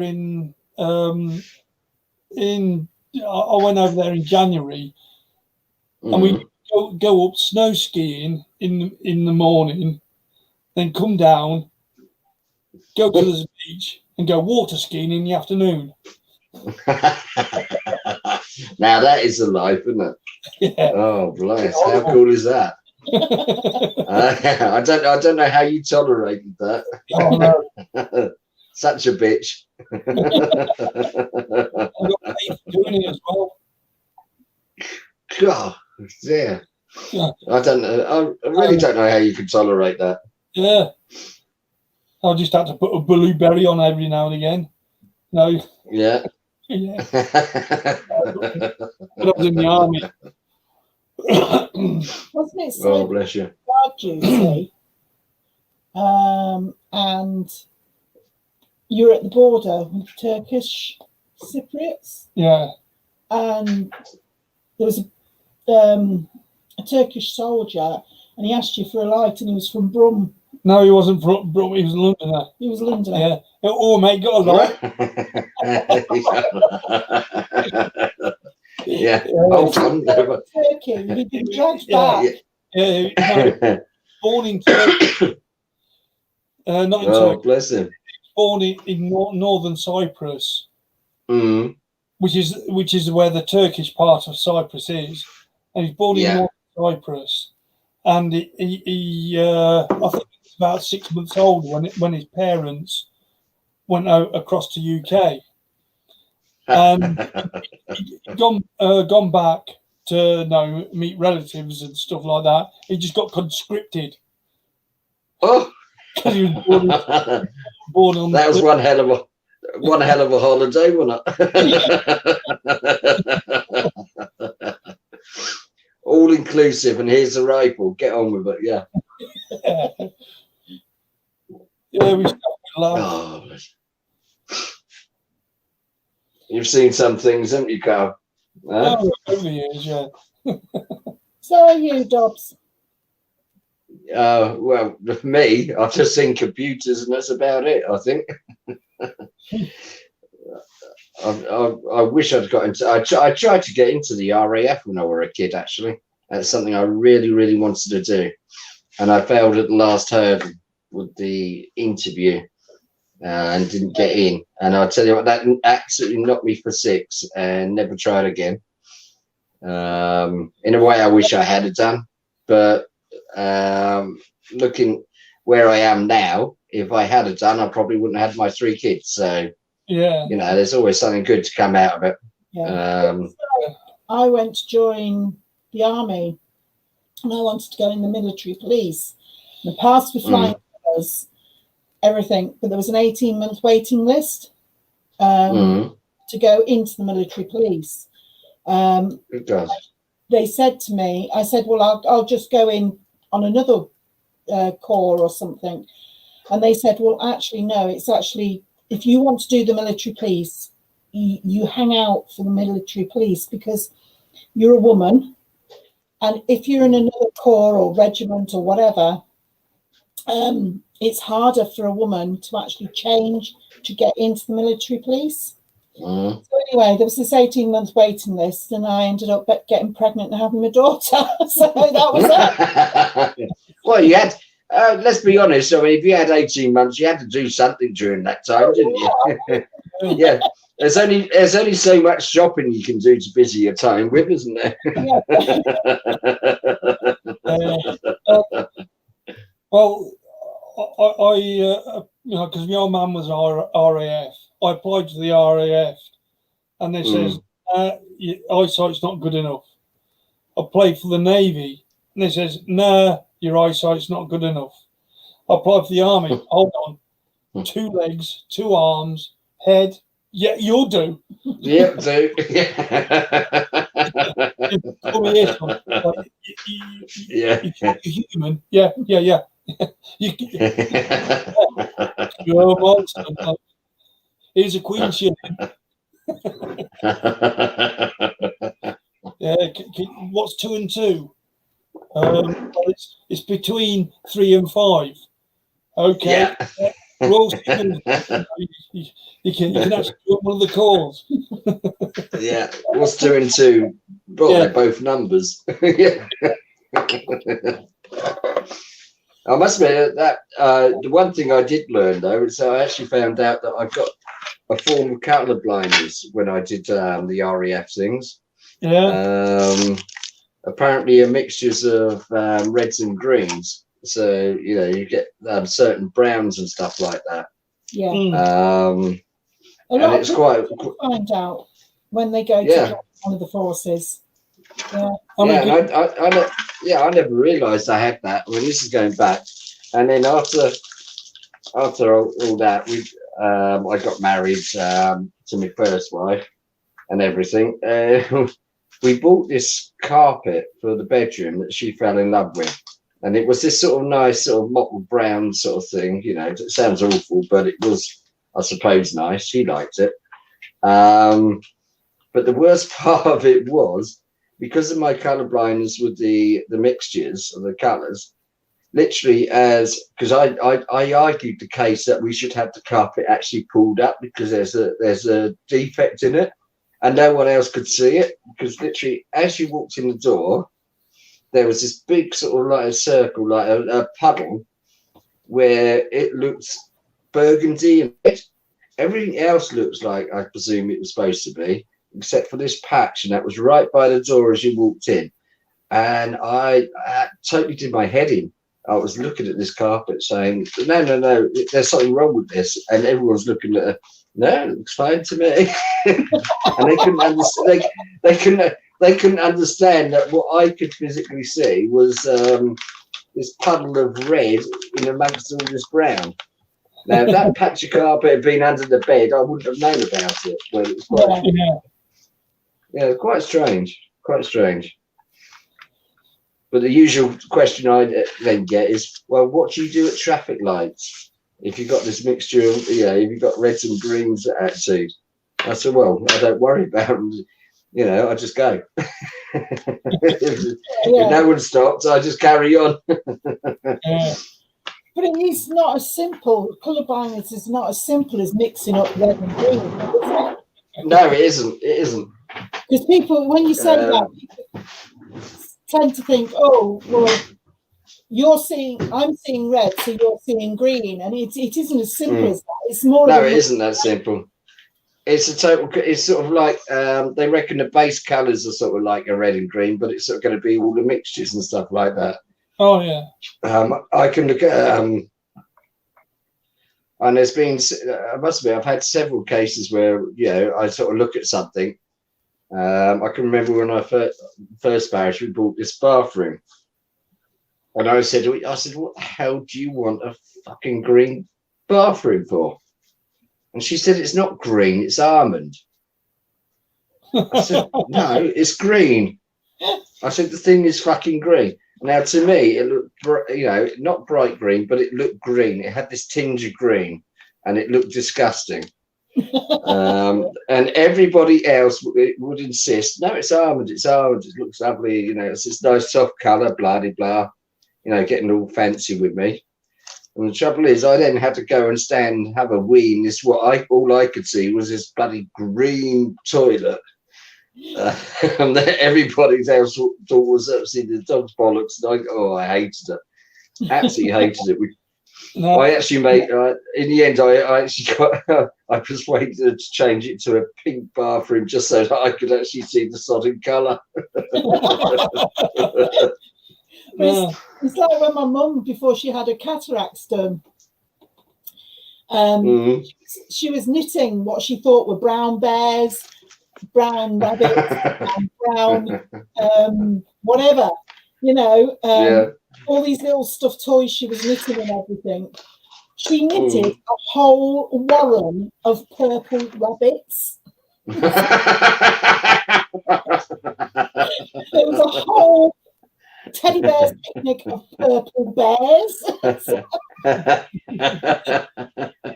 So yeah, oh, bless her. And everybody she gave them to was, oh, that's lovely, Anne. That's really lovely. I'll cherish that. Yeah. And then she realised she had a cataract done. She'd been knitting all these fucking bears and rabbits.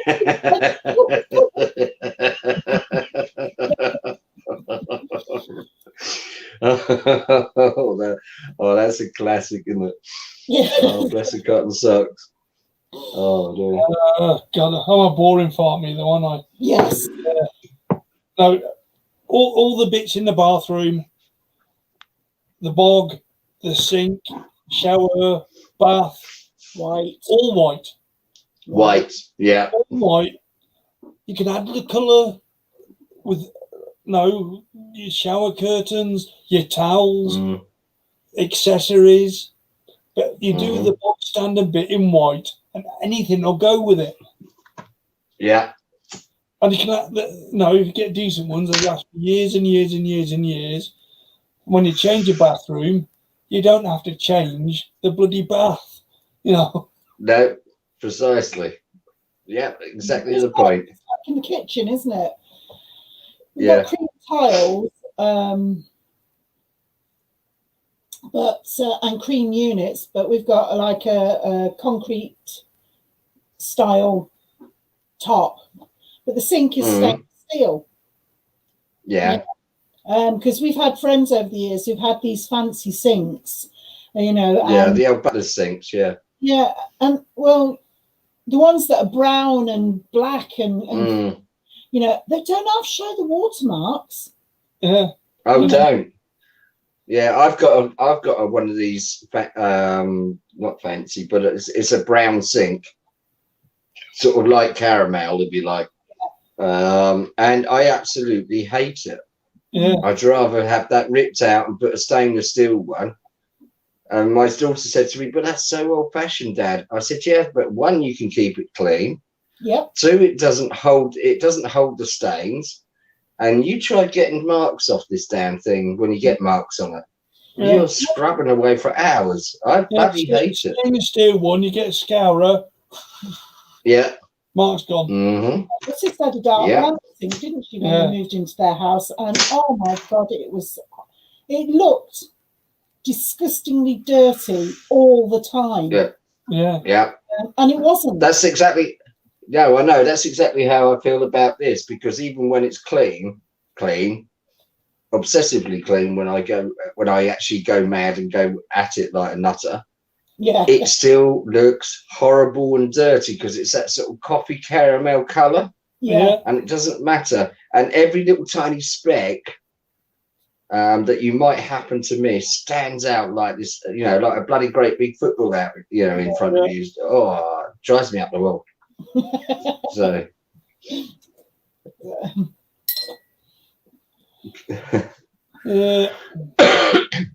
Right then. Anyway, mate, I think we should end it here, mate. Yeah, we've gone 12. Yeah. Gone midnight. It's now tomorrow. No, that's fine, mate. Yeah, I'm just sorry I came late to it, but by the time I saw it myself. But I had to come on to say hello to peeps. Cool. No, night, Kenny. Night, Kenny. Night, Kenny. Catch up to you soon, my man. Night, Moist. And Gordon. I think Gordon. Yeah. Oh, I've got 2 people still. Yeah, well, good night, whoever is watching. Good night, everyone. Take care. And we'll see you soon. Bye-bye. Enjoy. Oh. Right, I'll end the broadcast now. Go for it.